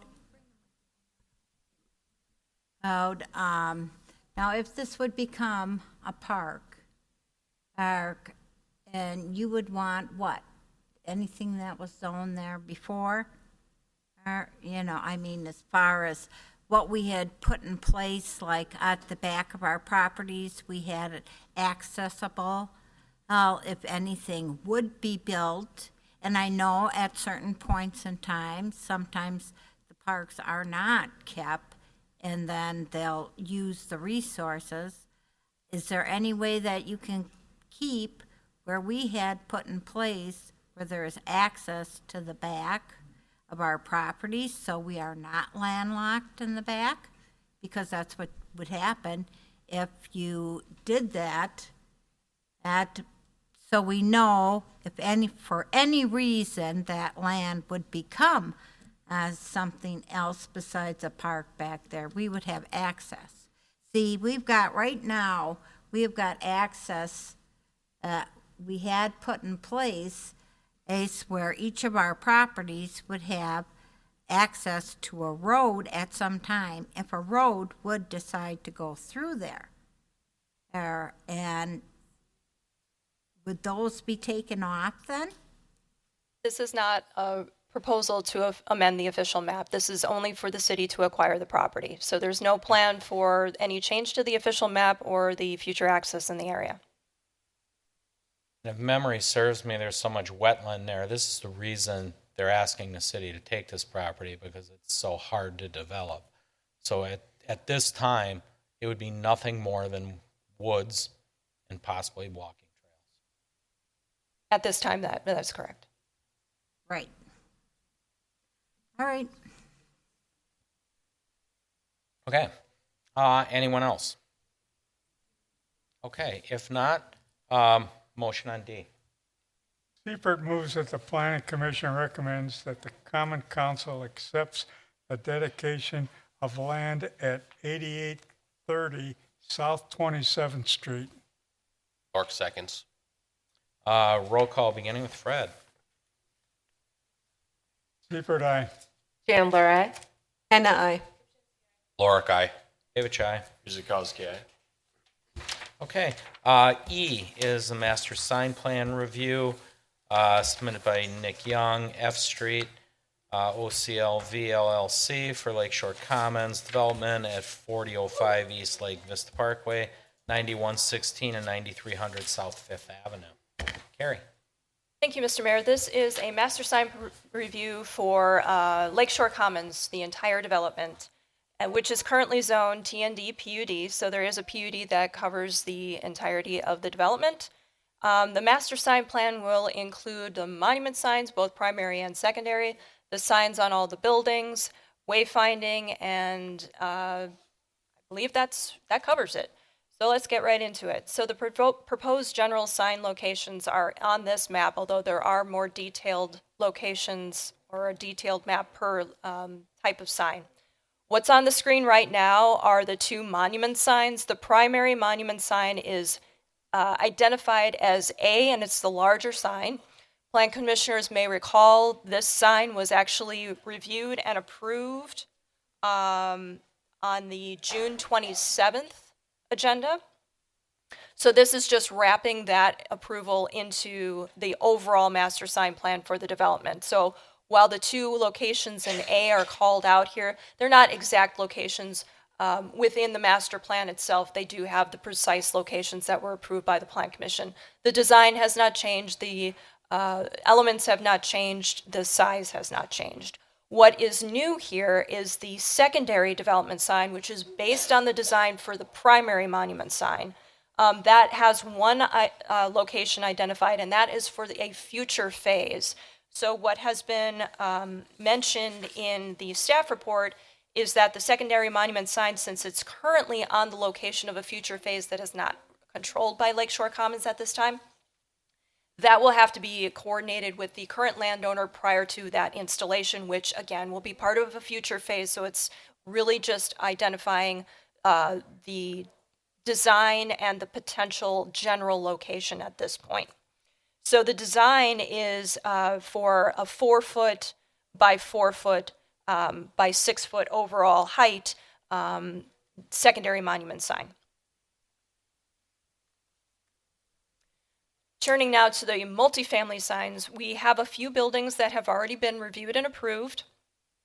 In fact, the wall signs for the coast buildings, which are the two buildings that are in the center here, those were reviewed and approved by the Plan Commission at the August 22nd meeting. What this establishes, though, are design standards for the remaining buildings, and should the coast buildings decide to change their signs at some point, they would be required to comply with these requirements. That includes a wall sign of a maximum of 44 square feet, which is slightly larger than what is on the coast building, each of the coast buildings, but that's fine. Maximum overall height of 4 feet. Channel letters for the primary sign. They also have on here 2 different kinds of signs. One would be flush against the wall, and that is a leasing sign. That wasn't exactly what was included for the coast buildings, but this would allow for that to move forward. The other building, or the other sign that was included in the coast review, was a projecting sign, which would be a maximum of 6 square feet. And that was identifying the leasing office. So there's 2 options here, essentially. One for a sign to be flush against the wall, and one for it to be slightly projecting. The slightly projecting allows for people to kind of be going past the building and find where that leasing office would be. So the one flush against the wall would be a maximum of 9 square feet, no taller than 3 feet.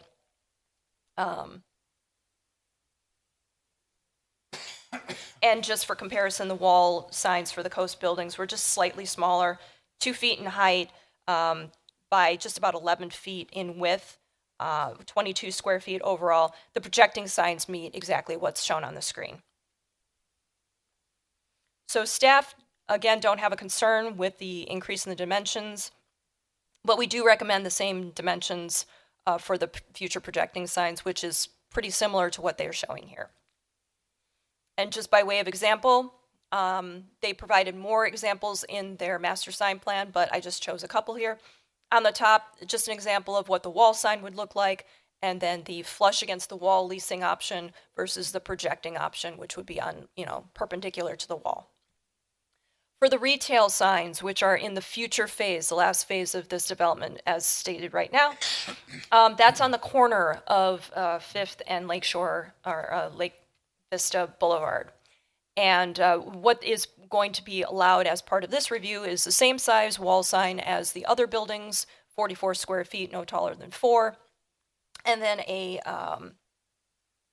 either a perpendicular flag sign or something similar. That would have a maximum of 7 square feet per side. Height would be restricted based on what code requirements are. One thing to note within this master sign plan overall, any reference to roof-mounted signs, that's going to be removed. That was an error. Turning now to the clubhouse, which is in the center of the development, one wall sign adjacent to the entrance is being proposed at a height of 2.5 feet, overall width of just over 8 feet, for a total square footage of whatever that comes out to be. I don't have it in front of me. I apologize. So that's going to be smaller than the other signs, but it's going to be in proportion to the size of the building itself. No other signs on the building, projecting or otherwise. You will note that there is an identifier for G on the southwestern portion of that property. That's actually for a wayfinding sign, which we are now going to talk about. Wayfinding signs in several locations throughout the development in future phases as well. So exact locations are going to be determined whenever those phases come to be. There will be requirements for, setbacks, making sure they're outside of rights-of-way, etc. The wayfinding posts themselves, what we're really looking for here are the design and the general locations where they may be. Interior to the development, not an issue, but again, we just want to make sure that for the proposed locations that are adjacent to rights-of-way, public sidewalks and things, that they meet certain setback distances. But overall, 54 inches for the maximum height, 12 inches max width, really intended to be pedestrian level wayfinding for those who are going to be on the walking paths. We did have the same staff comments that were for the secondary monument sign lighting and landscaping as we had for the primary during that review by the Plan Commission. So it's basically saying landscaping around the monument signs per code rather than just showing a mix of grasses. Prefer downlighting or halo lighting for the signs if they're going to be lit rather than uplighting, but that again is just a recommendation. So with that in mind, we do have a suggested motion for consideration on the screen. Mr. Mayor. Thank you, Carrie. Before we do the commission applicant, anything? Nope. Anything? Want to wait? Okay. I have no speakers. They're all kind of for the last. Christine? I have no question, thank you. Ashley? No questions. Greg? With regard to the master sign approval, does that have anything to do specifically with the leasing signage on the amount of time, or is that just signage for the leasing building? That's signage for the leasing office within the building. And then with regards to the retail sign, in the packet, it shows that the signs can be internally neon, internal or reverse lit, and then the flag signage. Can it be any of these signs? Typically, don't we try on the same building to have similar signage? It does allow for a little bit of flexibility with the retail. In this case, I don't think there's necessarily a requirement for the retail signs to match the apartment or residential signs. It would allow them that flexibility to choose amongst those materials as called out in the plan itself, unless the plan commission determines otherwise. And I guess maybe for the applicant, is there any, I guess, thoughts in the future? Are you pushing for a specific type of sign, or will you have one tenant, for example, having a flag sign, another one having an internally lit neon sign on the building? Sure. Katie Menakis, 756 North Milwaukee with Rinka. So there is no necessary plan for retail space in that building. There was just early discussions that that would be the corner identified for retail space. So we just want the future flexibility. It's not likely that there'll be more than one retail space, if any. Okay, thank you. Yep.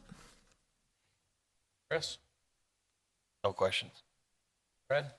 Yeah, I'd just like the total number of signs that are actually going up at this time. So one slide back that has all of the little green dots, those are all the potential places that we would put the wayfinding signs, but the actual reality would probably be about 5 or 6 signs throughout. Right now, there's just a lot of unknown because so much of that area is in a future phase. So this just allows us at that location to provide a sign of this type in that space. So it's not excessive signage. For the overall development, having a north property entrance, south property entrance, one for each building, it's pretty basic and appropriate for each type of housing cluster. Thank you. Chauncey? And I have a question for the applicant. For the wayfinding signs, will those also have lights associated with them as well? These ones do not have lights associated. Oh, okay. Thank you. Yep. Greg kind of answered my questions. Good with it. I'm actually good with the wayfinding too. It is a big area down that way, with lots of directions to go and things to do. So I like it. Okay. There's no further discussion. Motion, please. Lork moves to approve the master sign plan submitted by Nick Young, F Street, OCLV LLC, for the Lakeshore Commons development at 4005 East Lake Vista Parkway and 9116 and 9300 South 5th Avenue with the following conditions. 1, that all relevant code requirements and conditions of the traditional neighborhood development planned unit development remain in effect. 2, that all signs meet the minimum 10-foot setback requirement to the public rights-of-way and property lines. 3, that the master sign plan is revised to eliminate all roof-mounted signage allowances. 4, that landscaping plans are provided for each monument sign in compliance with code and PUD requirements and the master landscape design guide, and submitted for review by the Department of Community Development prior to submission of permit applications. 5, that lighting plans are provided to the Department of Community Development for each monument sign prior to submission of permit applications. 6, that all signs obtain permits prior to installation. And 7, that all revised plans, site building, landscaping, etc., are submitted in digital format for review by the Department of Community Development prior to the submission of building permit applications. Chandler seconds. Okay, roll call beginning with you, Chauncey. Chandler, aye. Hannah, aye. Jaczynski, aye. Lork, aye. Kavich, aye. Kuzikowski, aye. Seifert, aye. And item 8F is temporary sign plan review. Again, Nick Young, F Street. Temporary signs to be displayed for more than 30 days at Lakeshore Commons Development at 4005 East Lake Vista Parkway. Carrie? Thank you, Mr. Mayor. This is for the same area, but just for the first phase of the development. And this will actually be as the development keeps going under construction. We're anticipating that the construction for this particular development to last for several, probably years as we proceed through the different phases. But as of right now, what we're looking at are a proposal for two different types of signs. One is for ground-mounted banners, which were identified in the plan as sign A, and another, and this requires a little bit of a correction, construction fence-mounted, it's not separate from the wayfinding or informational signs. These signs are only proposed to be mounted to the construction fence. In that case, the signs that are mounted to the construction fences are not part of the code, which means that they are not regulated. There was a statute that was changed several years ago that said that we cannot regulate signage on construction fences, so they can put whatever they want on the construction fence as long as the construction fence is still secure and meets all that requirements. So, a little bit of a clarification for you. Apologies for that.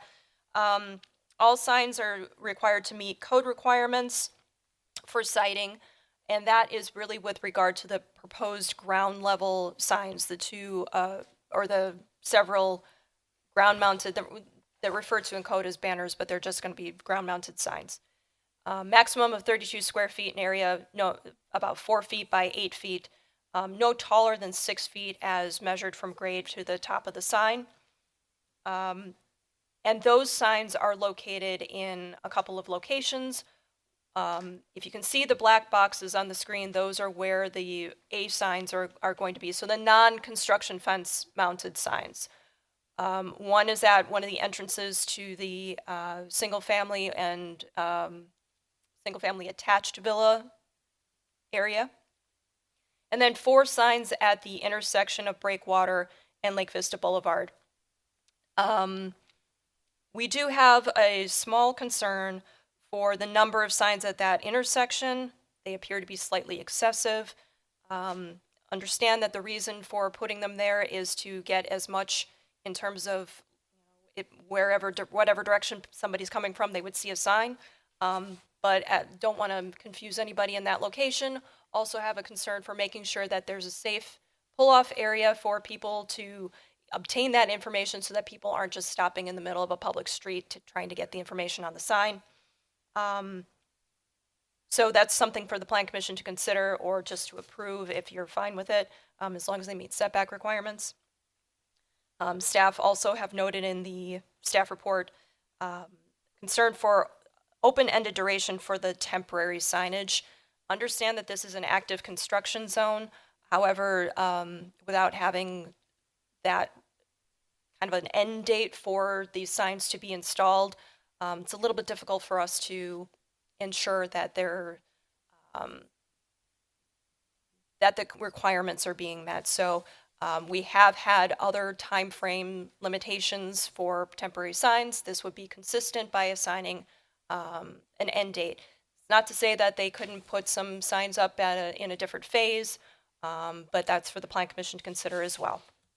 So with that, there is a suggested motion with some conditions on the screen for consideration. The couple of areas that are highlighted,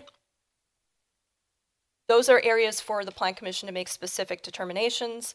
I would say that the condition number 2 is probably no longer valid based on the fact that the wayfinding informational signs would be specifically mounted to the construction fencing, but the remaining, those would be things that we would have to have Plan Commission input on. Per code, the signs do need to meet the 10-foot setback requirement, and then whether or not there should be a specific date for the signs to be removed. Mr. Mayor. Thank you, Carrie. Wait on questions. Or you want to come on up? Clarification about the cluster of 4 A-type signs at that main intersection. The intention was never to have all 4 there. It's to have flexibility during construction of the A8 buildings. If there's construction fence there, we could have a mounted sign here. We can reuse and relocate. So it's more just that those are the 4 places we'd ever not to exceed 2 at any given intersection.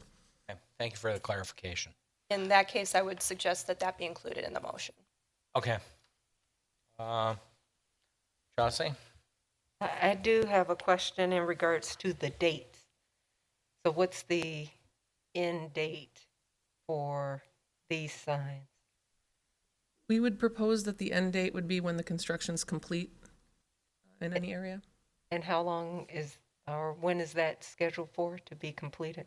So phase one, we have 2 multifamily buildings that aren't under construction yet, and every other building type is under construction, but or complete. So it's a little hard to say if we start the A8 buildings in the spring. It might be another year after that, but it's really hard to say before we break ground when the end of the construction would be.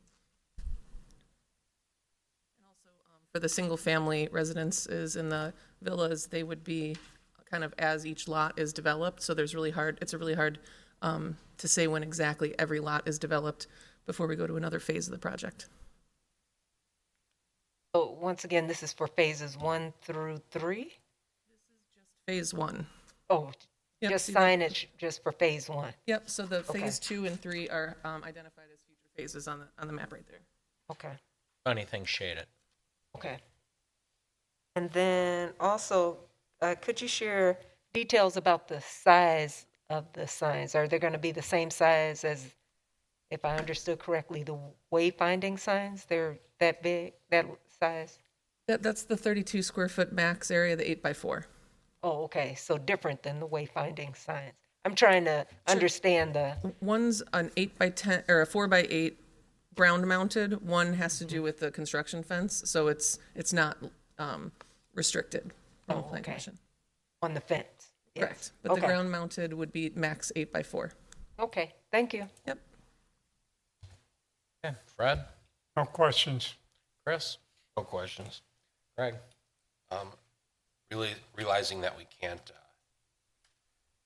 regulate content. What are the A signs? What do they say? What are they being used for? I guess. They'll be to promote and share information about the single-family homes, what future coming projects or developments like the clubhouse is under construction now, to amp up the future development or the draw for the development for future homeowners. Then for Carrie, you said number 2, condition we no longer need. So I've actually revised the conditions. My suggestion would be that number 2 state that a maximum of 2 of the A ground-mounted banners 4x8 at the intersection of Breakwater and Lake Vista Boulevard are approved. Would we do a maximum of 3? So the other A. Well, and that's just what I'm also going to be wordsmithing is we want to make sure that the 2 are called out, 2 in any of the location at that intersection. The third one is fine as long as it meets the setback requirements. So I'm still working on it. Okay. And then as far as date, does it need to be a specific date, or can we put something as far as when final occupancy for the last phase of construction, last building of phase 1 is complete? Well, what I have right now is, I'm still working on it, that the temporary signs shall be removed within 5 days of the end of construction for phase 1. Okay. Thank you. Good, Greg? Ashley? No comments.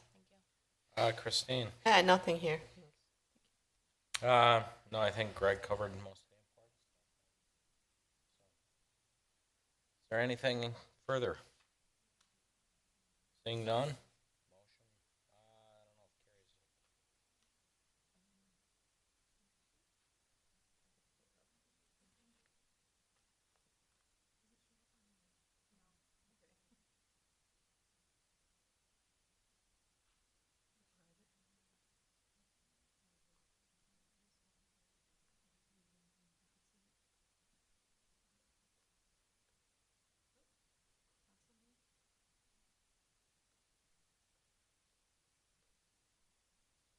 Bear with me, apologies.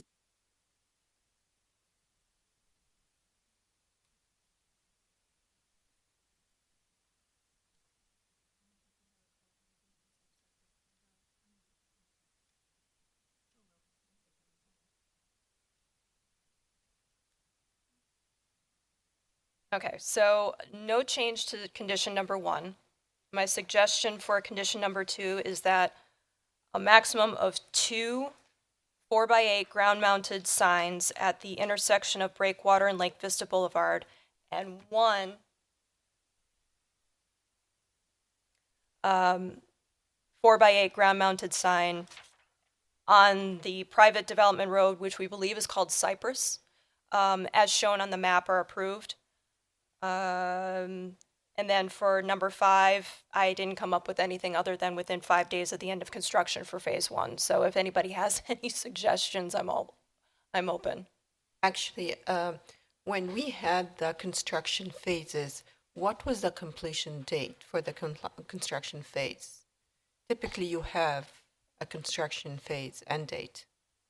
Well, phase 1 is for the whole area in red. So there's like micro phases within here. Sub-phases to it. So the completion of all of phase 1 is what they're asking for the end date for this, which is why I'm saying that within 5 days of the end of construction for phase 1 overall, not for any of the micro phases. Okay. A little confused. So we still have the clubhouse, and we still have 2 more buildings, plus we still have the townhomes on the north and several of the residential buildings, although the single family on the southeast, one could make an argument that the individual retail signs or real estate signs could account for that. But for the entire phase, that includes all of that construction, that's what they're asking for. Exactly. So you want to keep it for all sub-phases until the entire phase 1 is complete, correct? That's the request, and that's what Okay. the suggested language is. So when is the phase 1 completion is set for? We don't know. Okay, so there is no end, it's open-ended? No, we still probably have at least 2 years of construction. Okay. So was there any like schedule provided when you had that construction given? What is the schedule showed? For the multifamily buildings that are yet to start under construction, the A8 and pair that we went through Plan Commission already previously, if that starts in the spring sometime, it'll be about 12 to 15 months construction for that pair of buildings. And at that point, the north townhomes will be complete, the clubhouse will be complete, and the only building types that will be future construction will be single family and attached villa homes. So keep in mind, as they finish, say on the north end townhomes, construction fence will come down, the sign would come down. Correct. It's just typically when you're like letting out to a developer or contractor, you give them a schedule, construction schedule. You tell them, I want this done by this. So what is the schedule you have provided to the contractor telling them, I want this done by such date? What was that date? Depends on when the construction starts. Oh, okay. So it's like the duration they can complete it in X amount. So that because some buildings haven't started construction, it's very hard to say. Okay. And then for the single family and villa, it depends on need and purchase. So it's going to kind of develop over time. Okay. All right. Thanks.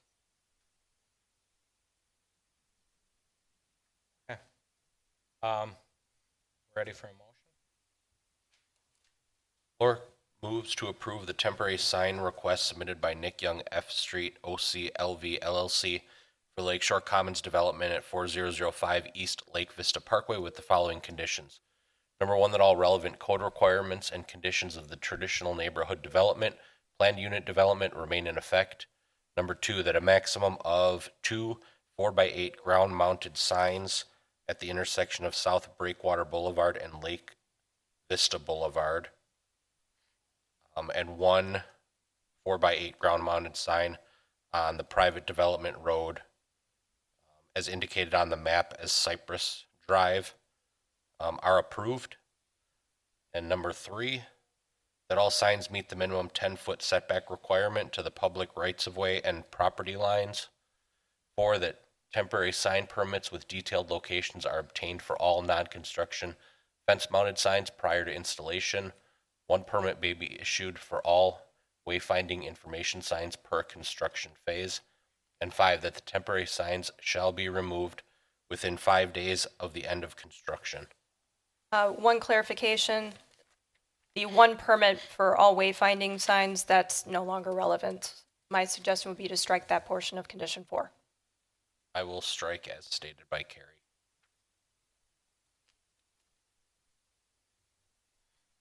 Guzekowski will second. Okay. Roll call, starting with Christine. Hannah, I. Chinsky, aye. Lorick, aye. Gavich, aye. Guzekowski, aye.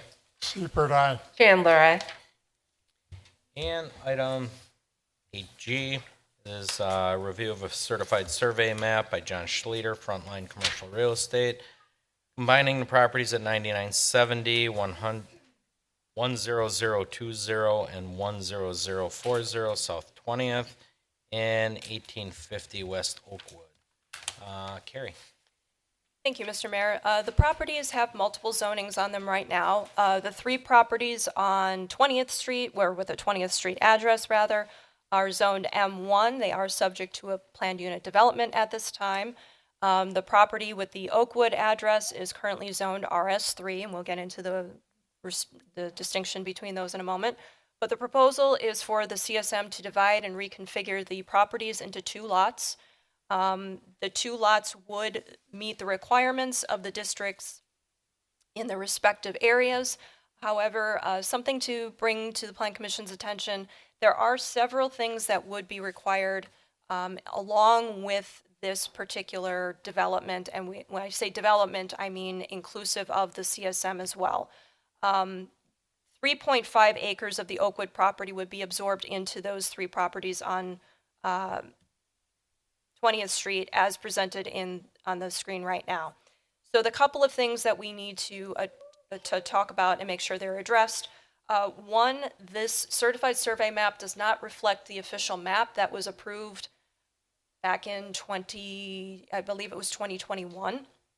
If that official map is presented to be changed, that process needs to be completed prior to recording of the certified survey map because the CSM does need to reflect that official map amendment. The reason is because it shows dedicated public street from Ridgeview extending onto Lot 1.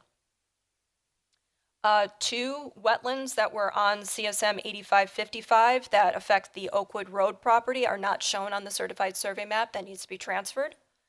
There are easements that have been noted that are actually missing that do need to be incorporated into the map prior to recording. And overall, since we do have two zoning districts and the property is going to be divided and recombined with the M1 properties, that portion that is currently in the RS3 zoning district would have to be rezoned. There are several other reviews that would have to happen in order for the development of Lot 1 to proceed. And that includes, again, the official map. If that's going to be changed, that needs to be presented for review and approval by the Plan Commission and Common Council. The rezone with any development that would be proposed would have to occur. There is an existing plan unit development that affects the three parcels on 20th with a 20th Street address. That has been presented for amendment, but we do need more information before we can proceed with that review as to whether or not the amendment is to remove the PUD or simply to amend the conditions within it. And then finally, once all those processes have been presented for review and approval by the Plan Commission and the Common Council, including the recording of the certified survey map, then we can present plans for the development of Lot 1, which we don't currently have full plans to present to the Plan Commission, again, until those processes are completed. Happy to answer any questions, but there is a suggested motion for consideration on the screen. Mr. Mayor. Thank you, Gary. Before we go further, applicant, anything before we start?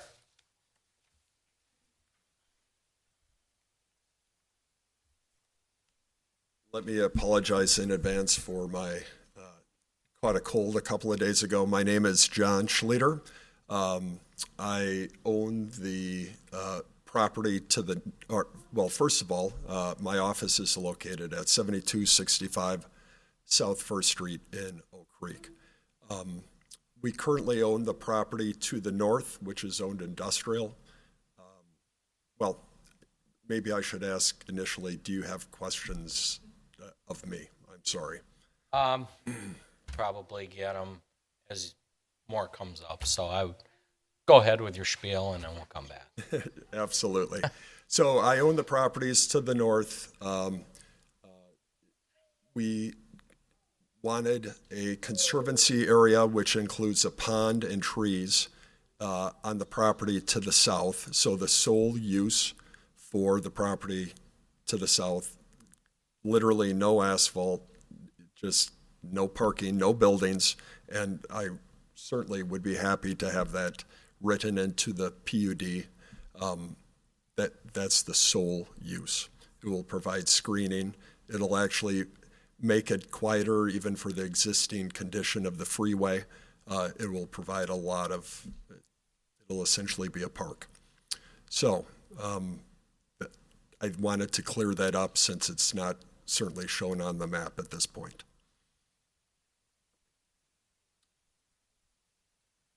Thank you. All right. We do have some residents that have been waiting pretty patiently to speak. We'll start with Stacy.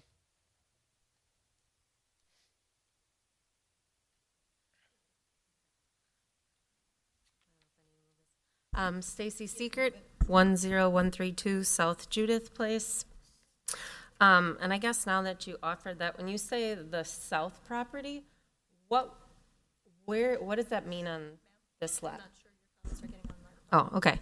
Looking at this map, when you say south property, what is Hey, considered Stacy, did we get south? your name and address? Okay, sorry I missed it. Okay.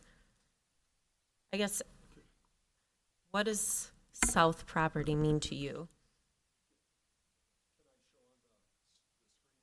You can for them. We can't see it, but.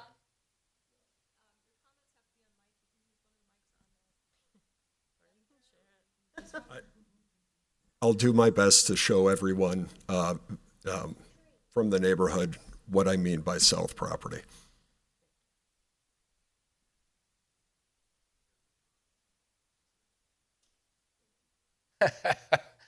She's so efficient.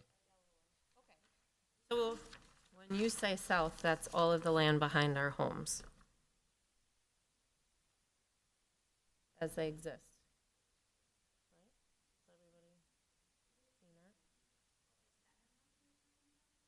No, that's so part of lot 2. I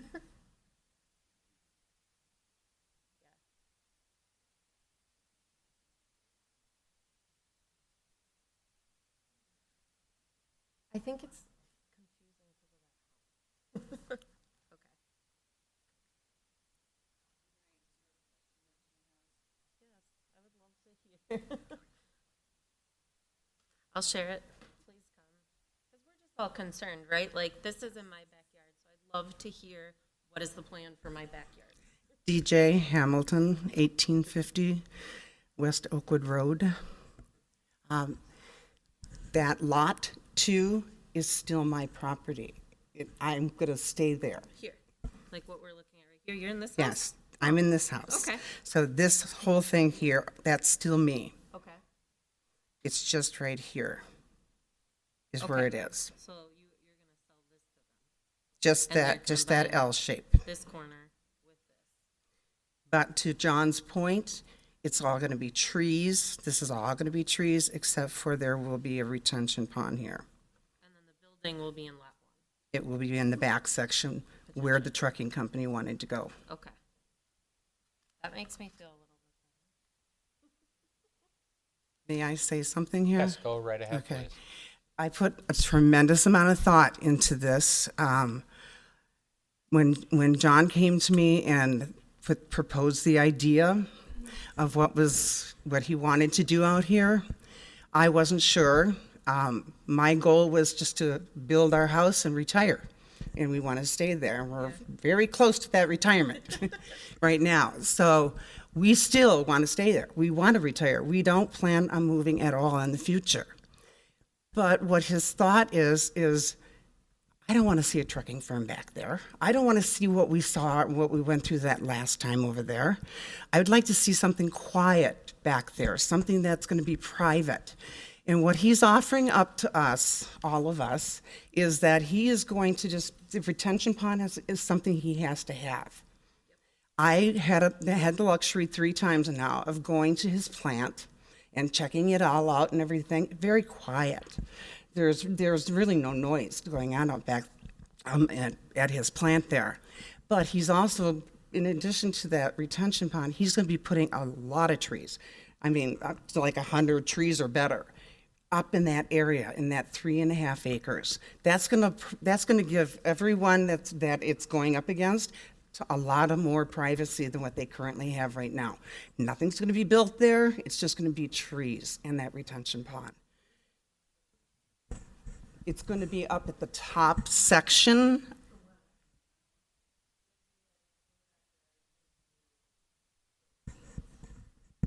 Who's in the very last house? Okay, Kaylee. And who's in the house next to you, Kaylee? Okay, it's going to be right around in that area, but it's not going to be up against your property, so to speak. You know, there's going to be definitely a distance from you.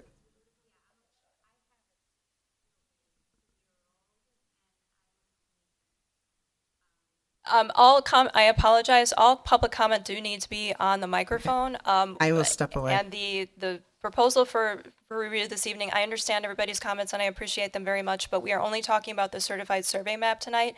The specific plans for the review of the development would come at a different meeting. I just want to make that clear that those discussions, those specific details would come at a later date. Okay. No, that's fine. I think they go hand in hand. Like for me, if like there was going to be a warehouse in my backyard, it's a deal breaker. So for me, I want to make sure that we came to the first one to hear what it was before it was just a warehouse right against my swimming pool. So thank you. That helps. Next, we got Bob.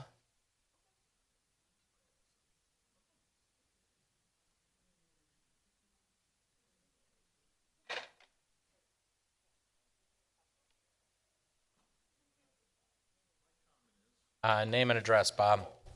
Bob Tupper, 10218 South Judith Place. Okay, folks. I've been sitting here 2 hours and 15 minutes. May I suggest something to you folks, if you don't mind? All right, ahead. When you hold a meeting like this, have like your proposals, 8 proposals. Say, proposal 1, how many people are here? 3. Okay, 3. Proposal 2. How many people are here?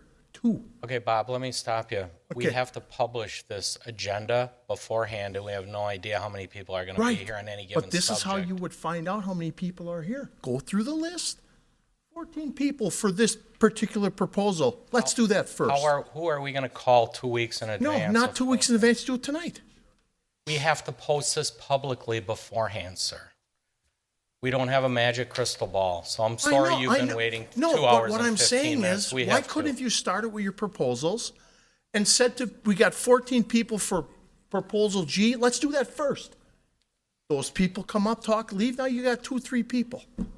Sir, you could have been in and out of here in an hour depending on how things went. I Right, can't help right. how the meetings go sometimes. That's just my comment. I just think I understand you're it's just- frustrated. well, Believe me, but we're it's sitting here common too. sense. We're sitting here for 2 hours. And I 15 understand minutes that, but too, these and are your everybody, jobs. Those are everybody your gets their jobs. podium and their time. So thank you. Right. Okay, thank you very much. Okay. Wayne, you're next.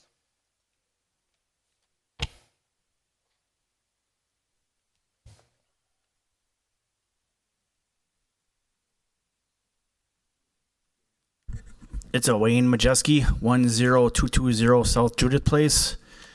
I see 3 different maps up there. What are we trying to do? Are we trying to do like map 1, map 2, or map 3? What I see the one map eliminates some houses on the end and stuff too. So what is your proposal? Are you going to go bigger back there and take some of the houses away, or because I see now there's some houses that are available on the other lot and stuff. So what are you guys going to do back there? And did you guys buy this from Truck Country? And then how many buildings are you guys planning on putting back there, just for like noise area, lighting, and stuff like that? Okay, so let's start with the maps. Carrie? Yep, this is the same map. The only difference is what I've called out, because I can't blow up the map so that it's big enough for people to get detail. The blue box is just highlighting one area of the map. The orange box is highlighting the other lot that will be created. Those other lots are in existence. Those lots are developed with single-family homes. Lot 1 would be the proposed development lot if this moves forward. But it's all the same map. It's just different areas that are highlighted so that they can be bigger so people can see them. This is the whole map on the left side. All right, so that map on the left there, these are the houses. The houses that are along Judith are existing. That's not part of the map. That's just showing the existing lots as adjacent to this proposal. And then we have major water problem back there on Judith Place and then back there by her house and stuff. And when she built back there and stuff, the city said that they're going to maybe do something about trenching out the pond back there for the holding pond and stuff. And then we were going to try to see if we can get some of that water to run over to Oakwood Road. And ever since she built the house and stuff back there, there's nothing that got done. There's nothing against her, but nothing with the city or some. I would work with Kevin. I talked to Kevin numerous times and stuff, and he was supposed to get some people out there to do, to try to figure out how we can flow this water and stuff over there. It is a major, major water issue. Well, I can't speak to what went on, and I'm not exactly sure which Kevin you spoke to. If it was in engineering, but usually when somebody builds, I got to have a stormwater management plan. And with John putting the pond in, I would suspect it would get better. I can kind of defer a little bit. Well, because on Judith Place, 3/4 of the way up the road, all that water runs all the way down to my house. All the way from the second house over to Oakwood Road, all that water runs over to my house, and it goes back into a ditch, and it's supposed to be a holding pond back there, which is overgrown, full of garbage, and it just, once it gets full, then it floods her out back there. She couldn't do her basement and her garage floor because she had 3.5 feet of water back there in her driveway. Okay, I guess you're right. If that's what's going on back there. But I'm just saying that I think we should try to figure out what we can do about the water issues and stuff. Well, first we're here for the certified survey yeah. map. That's really what the agenda item is. Usually when a development like this takes place, it's probably going to get better. What happened in the past, I can't speak to how that got developed. Yeah. I can't speak to that now. I can't speak to whose responsibility that is. Yep. If it's a city's responsibility or if it's the people up the road that built it, if they were considered a subdivision or what have you. Ma'am, you can't speak from there. You'll have to come up. So either way, right now we're on the map. Yeah. So that's something to be talked about later on as the if this gets amended and it moves forward. So. Okay, thank you. All right. Apparently you're going to speak. Go ahead. Hi, I'm Janice Leith. Hey. Oh, no, wrong Janice. I thought I had the right one here. Okay, go ahead. 10190 South Judith. And yes, I can tell you what happened. Across the street from us, somebody owned that property. While some of us were on vacation, they had somebody dig a great big line of ditches. And they put that holding pond back there because they owned in front of us and behind us at the time. She did not own it. She had nothing to do with it.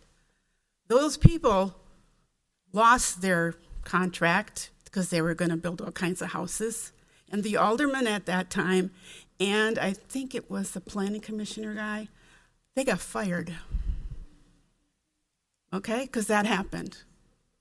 Okay. You can go back and check. I might not have the right names or the exact position, but the alderman okayed that guy doing that, and we had no idea. There was no paperwork sent to us or nothing. Well, first of all, it's not your fault. No, but just to understand how it works, I can't speak for whoever this former property owner spoke to. Things like that have to come through this commission and then go on to the council. So if they did it of their own accord. That's also eliminated the two roads we were supposed to have in front of our house. We were supposed to have two roads instead of just the one little skinny one, and the ditches was supposed to be in the middle. So none of that happened. I can't speak that far back. And then on Wayne's property. Okay, but we're going to have to kind of stick to the agenda going forward here. Okay. But on a that's what certified happened. survey That's map. why this all is bad water. Again, DJ Hamilton, 1850 West Oakwood. We're going to table this topic. My husband and I would like to bring this forward at another time. Yeah, we're here about the maps. Yes, We really got to stick to exactly. the subject. So I'm going to ask the neighbors let's table that for now, and we can do it another time. So next we have the next Janice that's submitted. Majeski. Oh, that was her. Oh, okay. Hey, got rid of that one. And then Kaylee.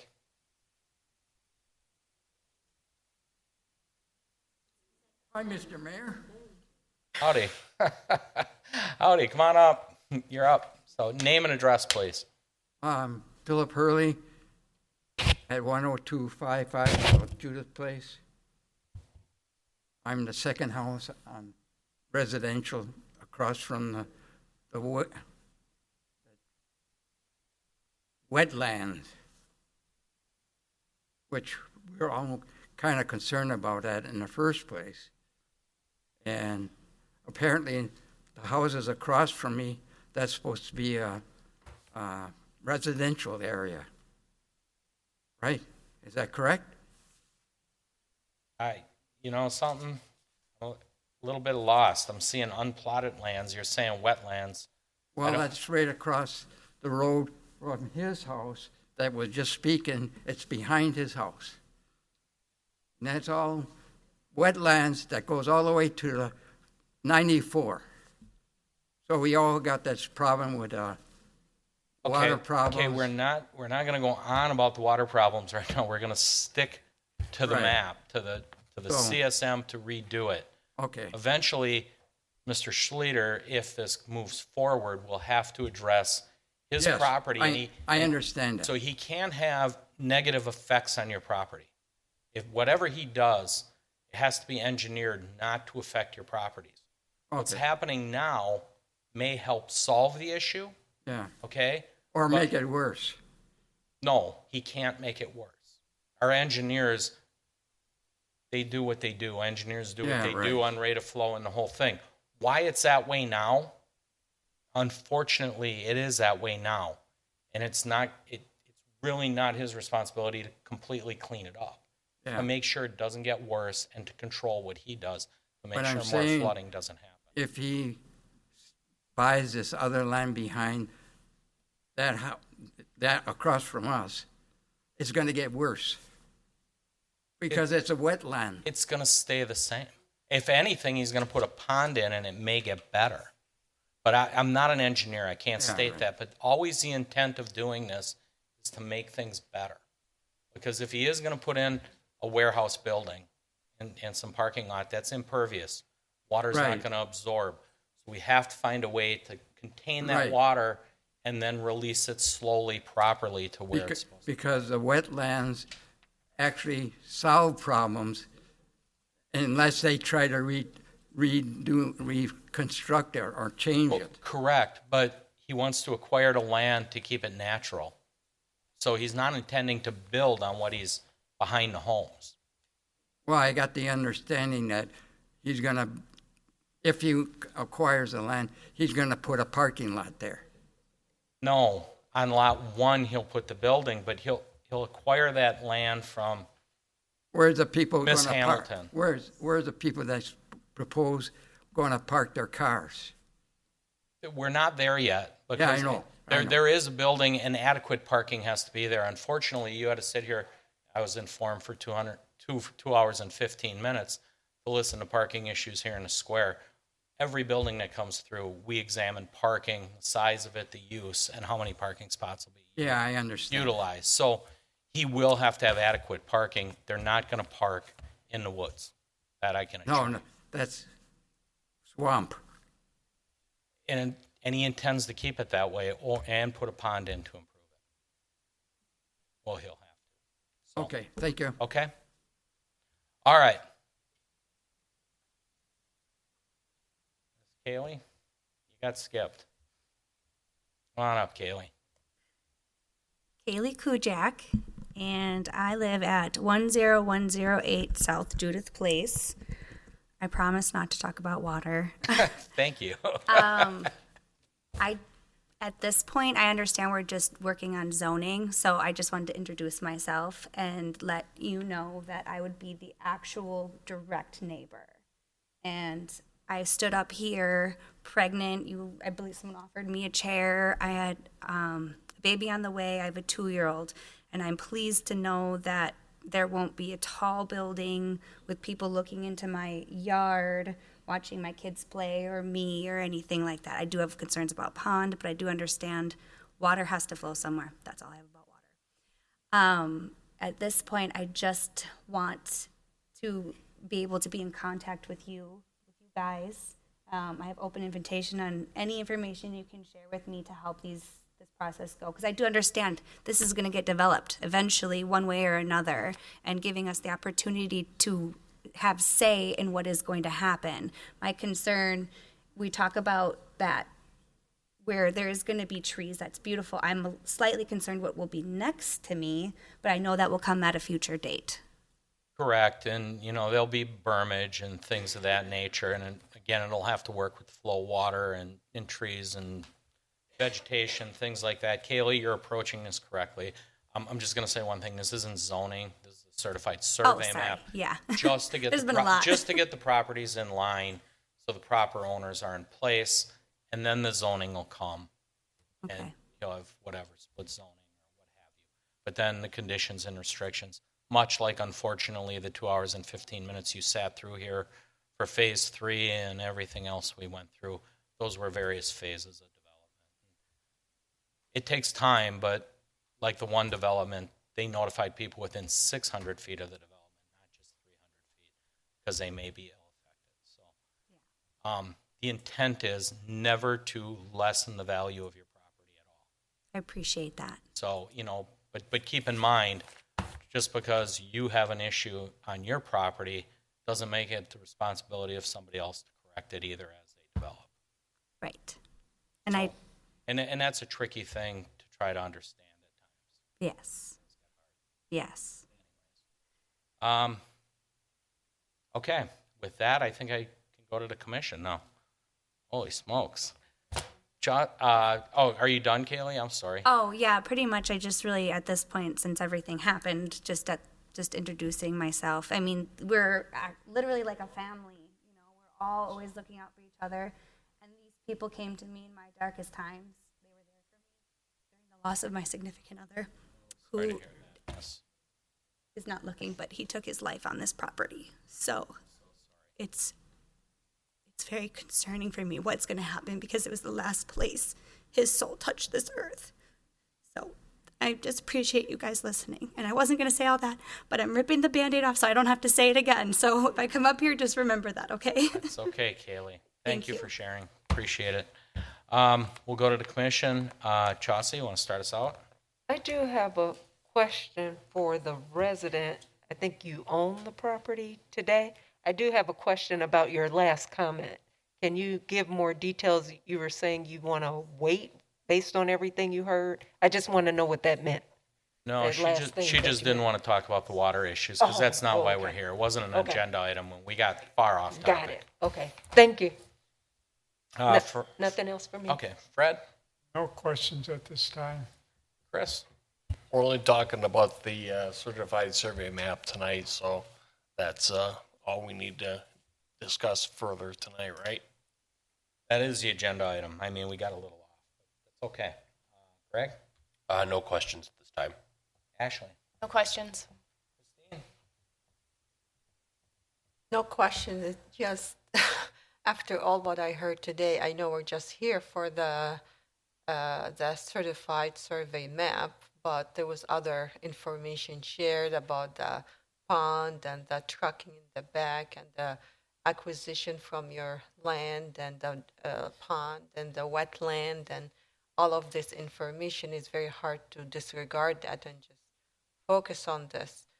I know, but the task at hand is to I know, stick to I the know. agenda and just the map. It's not to say you amend the map and later on it fails. I understand And we've done that that. before as I well. understand that. I'm just saying We just want to make sure that when we approve this, that whatever we heard cannot just be disregarded.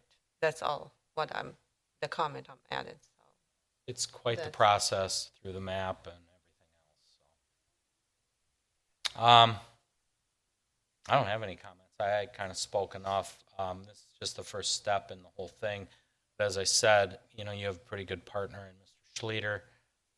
Going forward, it's pretty nice. Come through and know that what concerned you in the first place, going behind your house is going to stay natural. It's kind of a win for the neighborhood. I think Stacy said it. Eventually somebody's going to develop to the north of you. We've had many proposals going forward. This one as well is probably a very good fit, and as it progresses through, I think you'll be pleased with what's being proposed. I guess I'll leave it at that. Mr. Mayor? Yes. Just one process point for the Plan Commission to consider. In the staff report, we had two options. One is to hold, and that is based on the fact that typically the official map amendment would occur prior to us reviewing a certified survey map, so that can be incorporated into the CSM, which is a requirement prior to recording. So that would be one option, is for the Plan Commission to hold this until that process is complete. The other option is to recommend approval to the Common Council with the suggested conditions of approval, which includes that the official map is shown on the map prior to recording in whatever way, shape, form that is. So if the official map is going to be amended, that process has to be complete before the CSM is approved or recorded. Just wanted to make that process a little bit clearer. Two options. Commissioners, is that kind of clear how it is? I don't understand. So it should be recorded now, but you could push it on the council, but council would wait for the approval before it would hit council. There's two options. The official map needs to be shown on the certified survey map before it's recorded. The official map shows that future street pattern, which is, as of right now, affecting Lot 1. It needs to be shown. If the proposal is to amend the official map, that process needs to be complete before this map can be recorded. So typically, we see the official map amendment process completed before we see a CSM. That's why there's two options. We can hold it until that process is complete, or we can condition it that they cannot record this until the official map is shown on it, whatever process they go forward with. Because that will impact the street that will potentially go there. Oh, that will not go there, as the residents said. It's wetlands. So the chances of that I going- apologize. This is for Ridgeview. This is for the Oh, access for to the Ridgeview. property. Oh, Yes. for Ridgeview. That's a different Yeah. one. That ain't gonna affect. That's not a concern. I thought you were talking about the ones on lot. No, the official map shows the termination of Ridgeview on Lot 1. That provides access to Lot 1. If that's going to be changed, that official map needs to be amended for that change and needs to be reflected on the map. So that's why I'm saying the official map amendment usually happens before we see a CSM, because the CSM has to show what is approved for that future street pattern. But you can do either one. You can hold it, or you can just recommend with a condition. I guess what's the difference? What is this going to impact? It has to happen either way. Either It's way. just that So, You're right, Christine. It's gonna happen either way. So, and there was a plan with the other one too. right. It's just the sequencing of process. Yeah. Okay, now that we're all thoroughly confused, motion.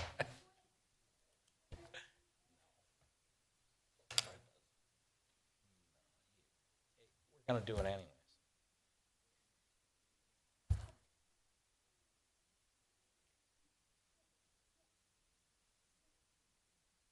Okay, Gavich is gonna move that Planning Commission recommends to the Common Council that the certified survey map submitted by John Schlueter, Frontline Commercial Real Estate, for the properties 9970, 120, 140 South 20th, and 8050 West Oakwood Road be approved with the following conditions.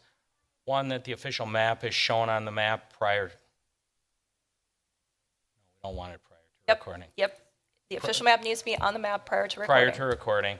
that all wetlands and delineation information are included on the map prior to the recording, that all easements are shown on the map prior to the recording.